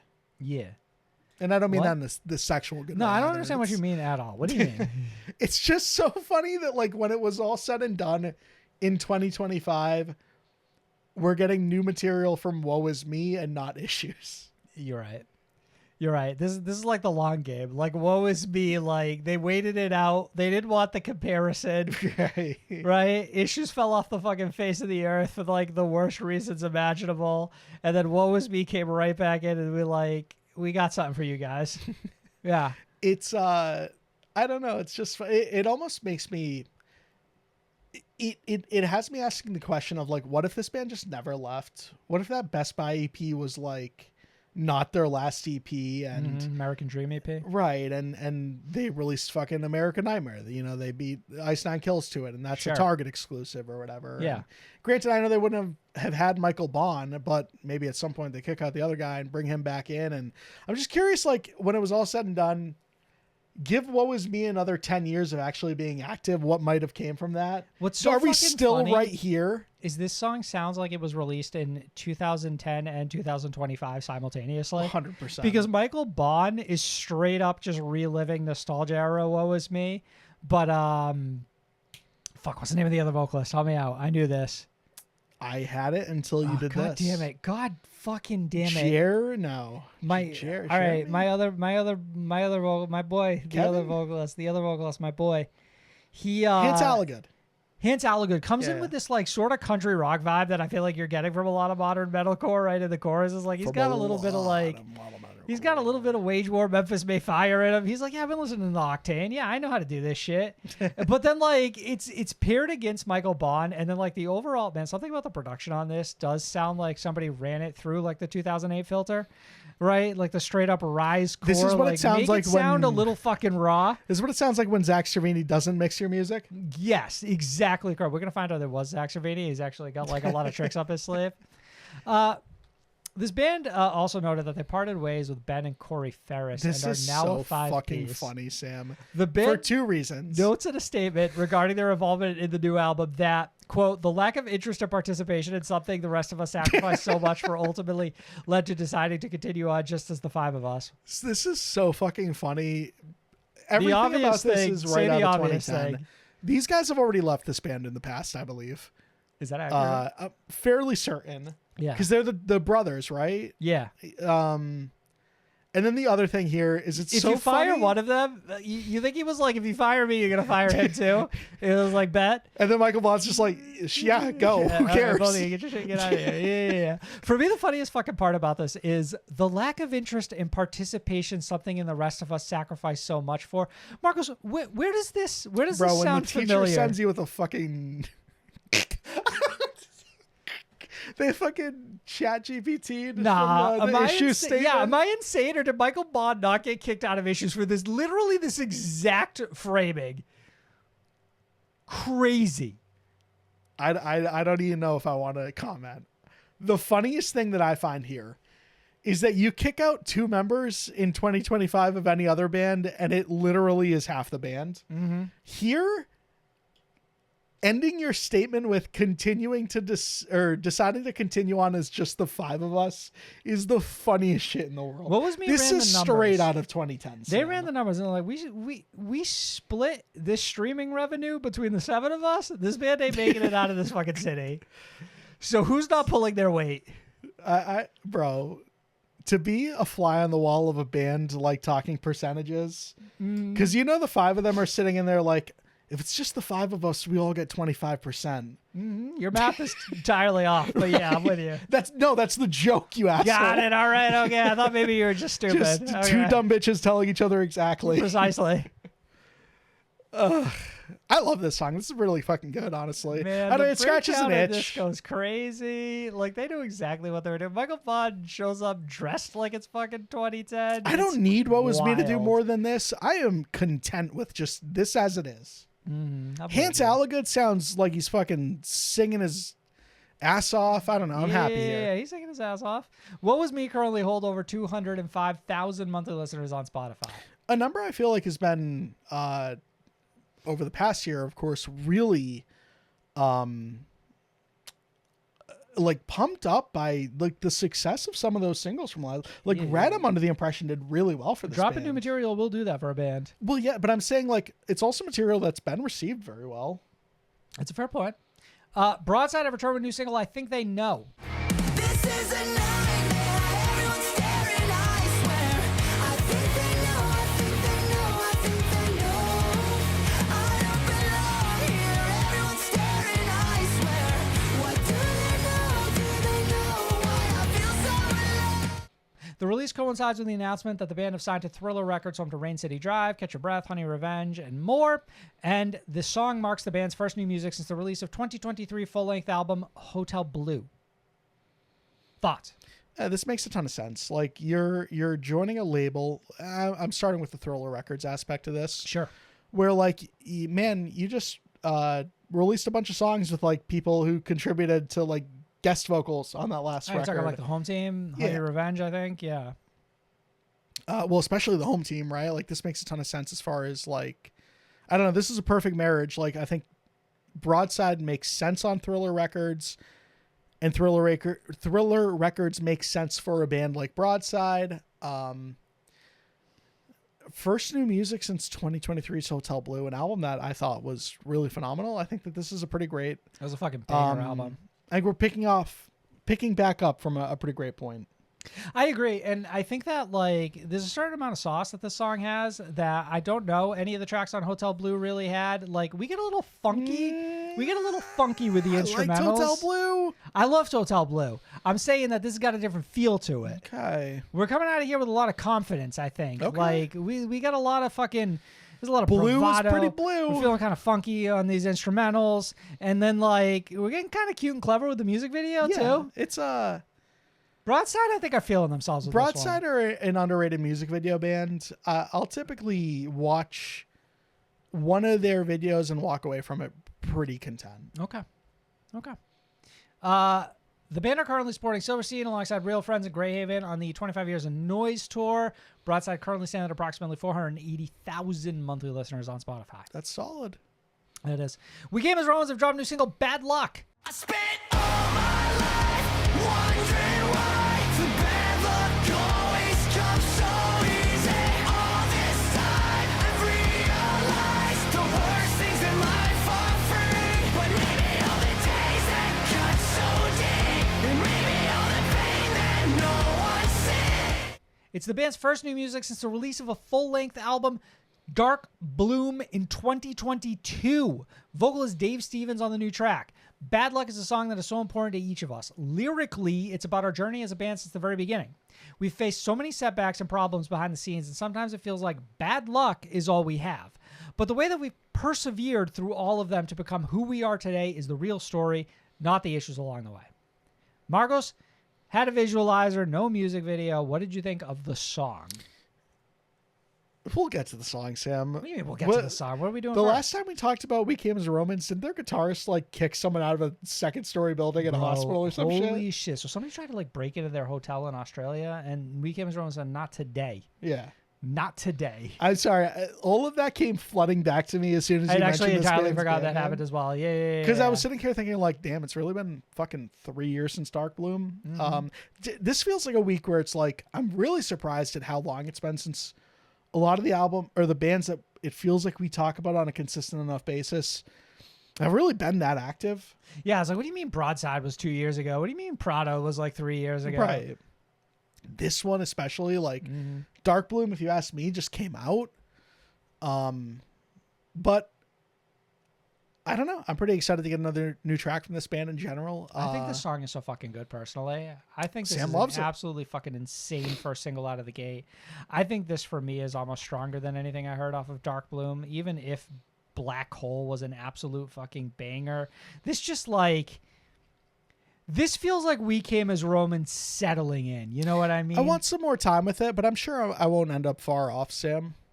I think that I really like sort of like the sampling bits that they do in it, and then the chorus is just like fucking massive across the board. It just feels like they nailed it. The only thing that I'm always going to be a little bit fucking aggravated with is when a band doesn't like full send the music video with the new single, but you know, I'll cross my fingers and hope that we're going to get something. Yeah, after the fact. this one was a visualizer of just the track name, which was definitely like whatever. Like, aren't we on a new? I thought we were on a new label too. Does that sound right?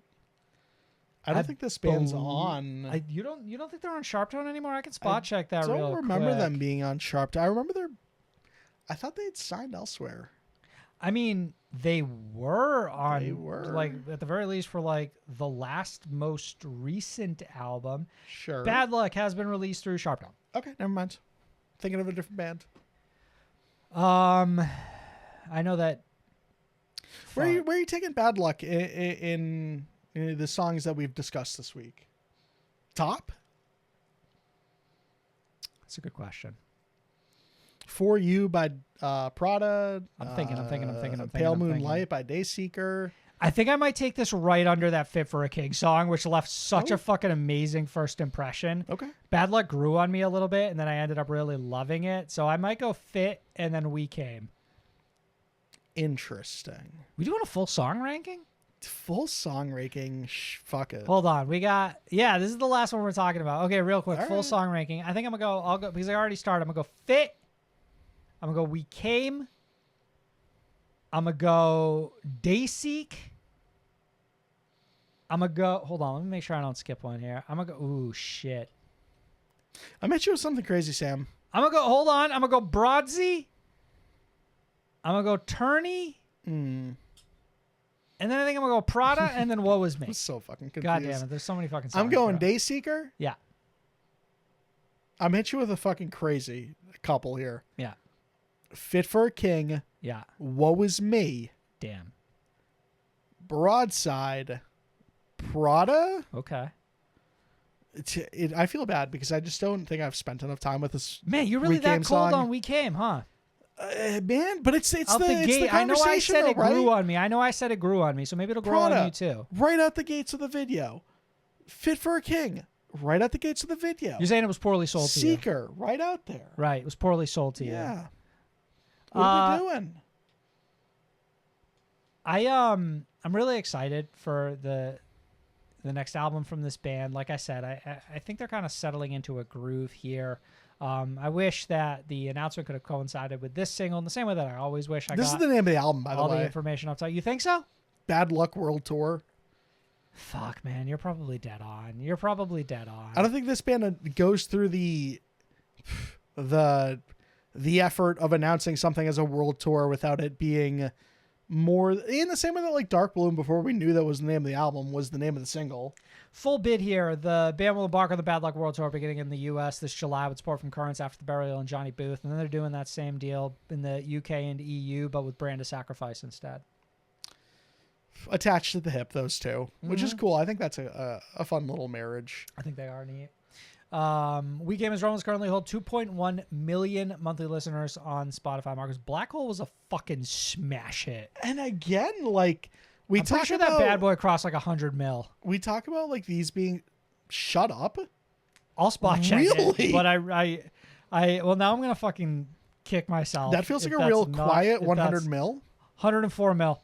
104 mil. Good for you. But like even Daggers is at 32. Dark Bloom, the title track, is at 26. They flat out cleaned up. Black Hole's their most streamed song, period. Isn't Black Hole also the one Attila tried to jack? Fuck, I think it is.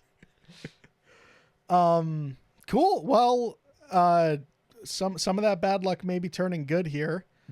I expect this to be the album title then. You really gave like a news announcer type spin on that one. Shut up. We dude. gave us Romans bad luck, maybe changing. Baby's turning around.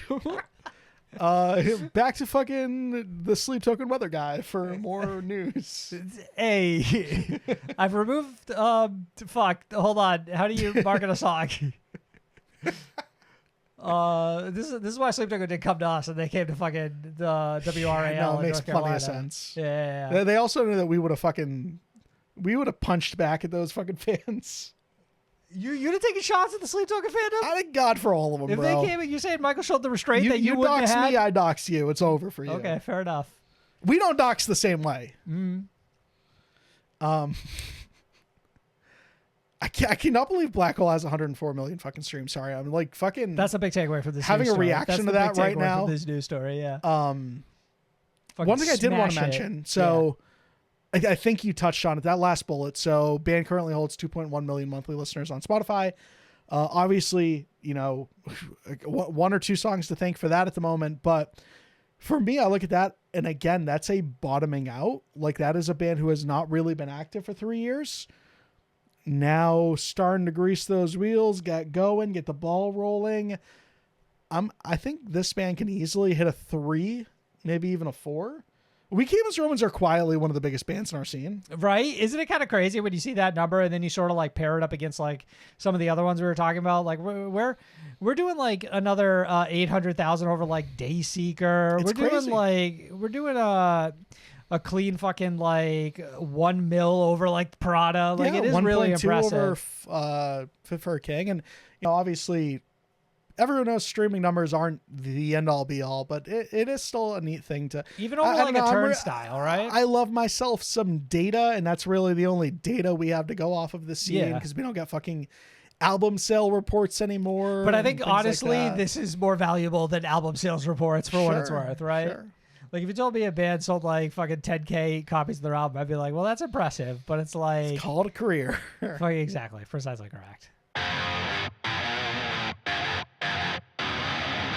The Breakdown. Marcus, we got one review this week. The Darkest Place I've Ever Been, brand new album from Landmvrks.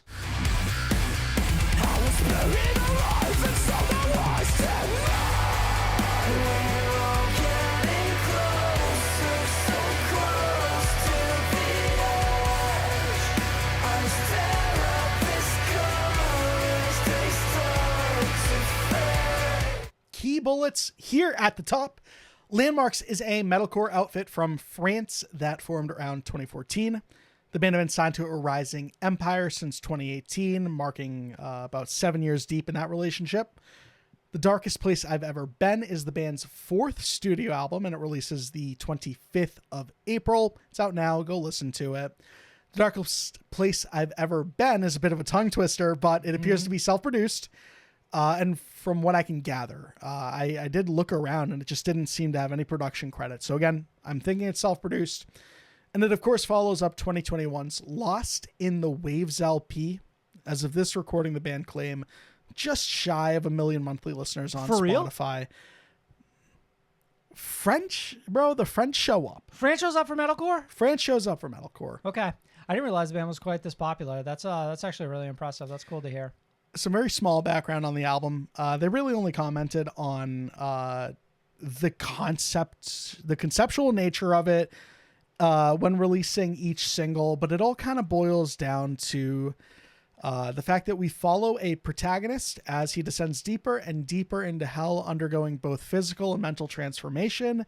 Physical, mental transformation, Sam. Creature. It's not so subtle, right? I got a Creature, take on this. One of the lead singles off of this record. Sounds like you want to jump into your takeaways. Let's do it. I mean, the first thing I wanted to talk about is I was listening to this album this week, and the number one thing I was thinking to myself is how fucking aggravated I was that they missed the first date of that Imminence tour that we saw. Dude. Like, we could have seen some of these tracks live, which would have been a real neat, fucking treat. And it was something I was actually really excited about when we bought tickets for that tour. It is... It was out of the band's hand, whatever. Like, I'm not mad at them. I was just aggravated. That, out of the band's hands. That's what I agree. And it would have been our first time seeing Landmvrks in general, but it really stings too because, I found myself, after actually listening to this album all the way through, that I found myself really attached to all of these singles. Yeah, in a way that, like, right? They didn't bounce off of me by any means as they released, but like I remember hearing Creature and thinking like, yeah, cool. Like, I'm glad this band's putting out singles again. I'm looking forward to the album. Mm-hmm. And then they released the track with the guy from While She Sleeps, and suddenly that comes up on this record, and I'm like, holy fuck, this song is amazing. I think that was Line in the Dust, by the way. Yeah, so I guess what I'm saying is that, like, when I remembered that I had the chance to see this band live and then lost it, that was the darkest place I've ever been. Okay. You feel me? Yeah. Marco, so earlier on you said that, like, they provided, like, some small background through the release of each single. And the quote here is, we follow a protagonist as he descends deeper and deeper into hell, undergoing both physical and mental transformation. Thanks for refreshing everyone. I just think it's important because I'm just sort of getting into my point here. I want to talk about my first takeaway, effortless storytelling. And I think how this band sort of communicates their story in a really natural, sort of interesting and like subtly conceptual way is very elegantly done on this record. It starts with the setting, right? Darkest place I've ever been.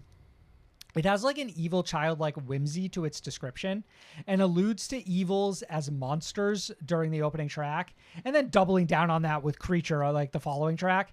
I need to get back to my freedom. I'll fight against the whole kingdom is a lyric from Creature, I believe, which paints our character as fighting this sort of heroic journey. And then this line from Sulfur, Marcos, the sky's upside down.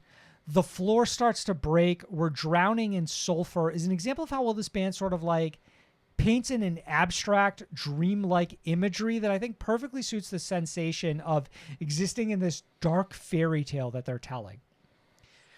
Another lyric quote here, I'll find my place eventually. I just feel it inside of me. Has like this childlike ambition to it, which is to say that I think everything that this album sort of does and how it presents itself is very like almost like children's storybook fairy tale. Mm-hmm. And I really like that presentation and the way that they tell the story without being like so blunt about it, but having sort of like a sense of whimsy to it all. And then the closing piano ballad, I think, really puts the bow on the entire proceedings with its sort of utterly tragic yet beautiful melody. Okay, I love that.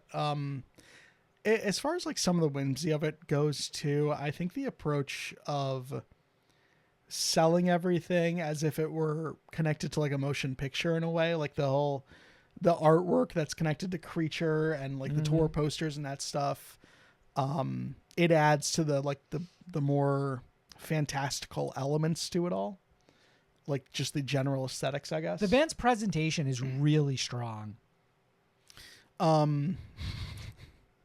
So one of my biggest takeaways is that I wish this band was and this is technically a con, but it's not that serious. I'll follow. I'll try to follow you. Go ahead. I wish this band wasn't. I wish they were a little less afraid to fully let their freak flag fly. In what capacity? Y'all are so fucking French. Y'all are rapping in French on this album. I had this as a takeaway too. Yeah. Why not go full fucking France? Go on full me? French. Full mast that flag, and just like go crazy with it. I shouldn't be able to understand a single word on a song on this album. I don't want to hear a bleh. I want to hear a bonjour. You know what I mean? So dumb. Yeah. Yes, though. Like at some point, I'm like, I'm buying into that. Lean in harder. Go lean in the full fucking way. Like We talked about this with Bloody. it's a little not bit pushing too, right? me away. Like it really is at its most like captivating when the band really leans into the aspect of them and their culture and their native like dialect that sets them apart from all of the other bands I listen to, right? And the fact that like so much of it is delivered in like these rappy verses, like adds even more to like I don't know, like it does almost It's make this straight- whole thing fantastical. It's straight up aura during Somber 16. Straight up fucking 100% aura. is. I wrote this down too, Marcus. I said this band is fucking effortlessly French. Hearing vocals delivered in their native tongue and how beautiful the French language sounds within the confines of a metalcore song, I think is a real treat, and one that isn't necessarily unique to this band, but they are certainly one of the few that have broken through in the global scene. Blood Red, maybe this band's magnum opus as far as I'm concerned. It really captures their essence in every facet of the band and it pushes them above and beyond by that integration of their native tongue. Like this is what sets them apart. It makes them special. It makes them interesting. And it feels natural to them because it is natural to them. Okay. I agree with everything you said except for Blood Red being this band's magnum opus. Ooh, what is it for you? Because we've got about 4 other options on the back half of this album. I'm going to need your help with this next takeaway. You're talking about the 1-2 punch. You're talking about... I'm not talking about the 1-2 punch. I'm talking about the 1, 2, 3, 4, 5, 6 punch. Okay, At the very end of this album. I need your help with this takeaway, Sam. Yeah. What is the second best French food? Second best French food. Bro, damn, I don't I even hate to know. put you on the spot. All right. So like top French food, we're talking like a croissant. Like that's like A tier fucking French food. That's S tier fucking French food. A tier fucking French food though, like French food too. We're talking about a little shit, bro. You're killing me. Bro, You're actively killing me. Quiet. Hold up. Sam is chat GPT good Hold French on, food. Quiet. French food, bro. Don't say French fry. I'll be pissed off if you Imagine. have like some fucking joke right Don't now. say ratatouille. Bro, you talking about boula babas? Bro, so the first half of this record... You're talking about beef the bourguignon? first half of this record, bro, it's some beef fucking stroganoff, okay? Yeah, but now you're talking about quiche Lorraine. That's what we're getting into right now. You want to talk about like the freshest croissant straight out of the oven, so many layers. Oh, you talking about a creme brulee? So fakey, so... Bro, we're talking croissant for the back half of this record. Yeah, we're like, talking you tarte would not tatin. believe. Put the phone down. Replayability is one of my takeaways for this record. Sure. And it is like, this is an album I had a lot of trouble putting down. I had a really great time with it. There's so much like just variety. You talk about a song like Somber 16 versus a track like Blood Red versus the fucking closing track on this record. This band goes all over the place and they do like such a great job of like still making it all sound very cohesive. But French onion soup. all that to say, yes, the back half of this record sees this band level up in such a like we're Goku for the first half of this record, and then suddenly we're fucking I'm putting that track. we're listing in front Super of you right now. Saiyan I'm putting that track listing Goku, in front of you right now. but like you have a blonde like mustache, handlebar mustache, French style. Are we talking Hercule? We're talking Mr. Satan. Yes. So I think you hit Great Unknown. Definitely like not the best of those 5, but like it keeps leveling up from there. Lavasso du Temps, I think fucking goes sicko mode. Deep Inferno, a ton of fun. Requiem, hearing us scream like Alex Goler Recreant style fucking I can't even do it as like the pitch they hit. Requiem Inferno is like such an insane 1-2 punch because this band just like they keep them tracks buried for the back half of this album and they're then- like, heads up, we're going out fucking angry. And then Funeral goes off fucking sad in like the most heartbreaking way. And I just like, I don't know. You hit the back half of this record and it's the same band, but it's a different animal, Sam. My only pushback here is that you kind of included the Great Unknown in that conversation, and for me, that's the only miss on this album. Great Unknown took a minute for it to grow on me, but once it clicked, I was all for it. Great Unknown for me feels like a song for a different album. It's Sure. got like a Linkin Park influence to it that I think just doesn't fit with the vibe of every other song on the record. It doesn't fit the style and the flow of the album. For me, it's kind of a hard stop in the middle of everything. It's got I like all of the elements of this record, and I think without a track like that, it loses one of those elements. I think it in a would've way been that for the better. I'm discontent with it losing it. Okay, so we're at odds on that one. What else did you have? I think this album is effortlessly heavy. I think this band style of metalcore feels incredibly I'm sensing a natural. pattern, Sam. It's a lot of effortless. Yeah. Nothing about the choices in their delivery ever really feels forced. So Lava du Temps is a perfect example of how raw and energetic this band naturally comes off and how their heaviness doesn't feel considered, but just seamlessly integrated alongside every other presentation of their style. Deep Inferno, for example, is an absolute fucking pure rager. And I think the only time that this doesn't fully click is like I mentioned earlier with The Great Unknown.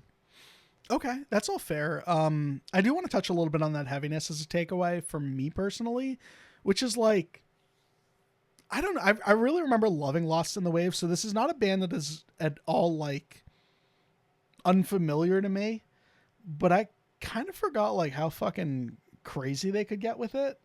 And there's some really fucking, some of my favorite heavy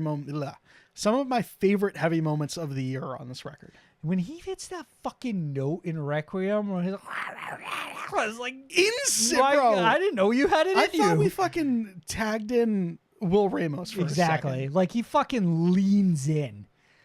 So like hearing that and then like, but again, the mirror, you know, like also having like other sides of this band where they're like fucking, they're rapping in French and like, they're just kind of like casual with it or, honestly, this band, honestly, after listening to this record, that Imminence slot on that tour makes so much more sense. Right. I didn't realize like Imminence has a little how- bit of that energy as well. Yeah, right. yeah. Definitely some really emotionally charged metalcore in a really great way. I think that any like, I think all of the different directions that this band stretches out towards sound wise works for me. I want to talk about that a little bit. Effortless symbiosis of style. Jesus. Sam. We flow from anxious, high-tempo spiraling growls backed by raging guitar work directly into luscious, carefully delivered melodies. It's very easy to get lost in the perfect synergy of their songs so that you don't ever feel the underlying structure to them, right? I'm never thinking to myself like heavy part, soft part, heavy part, soft part, circle back. No, it's all just like really blended seamlessly. Yeah, there's definitely no like, nothing feels very jarring when you listen to this record. And that's even when we start fucking rapping in French and shit. You know what I mean? Like even that doesn't feel jarring. It feels right at home.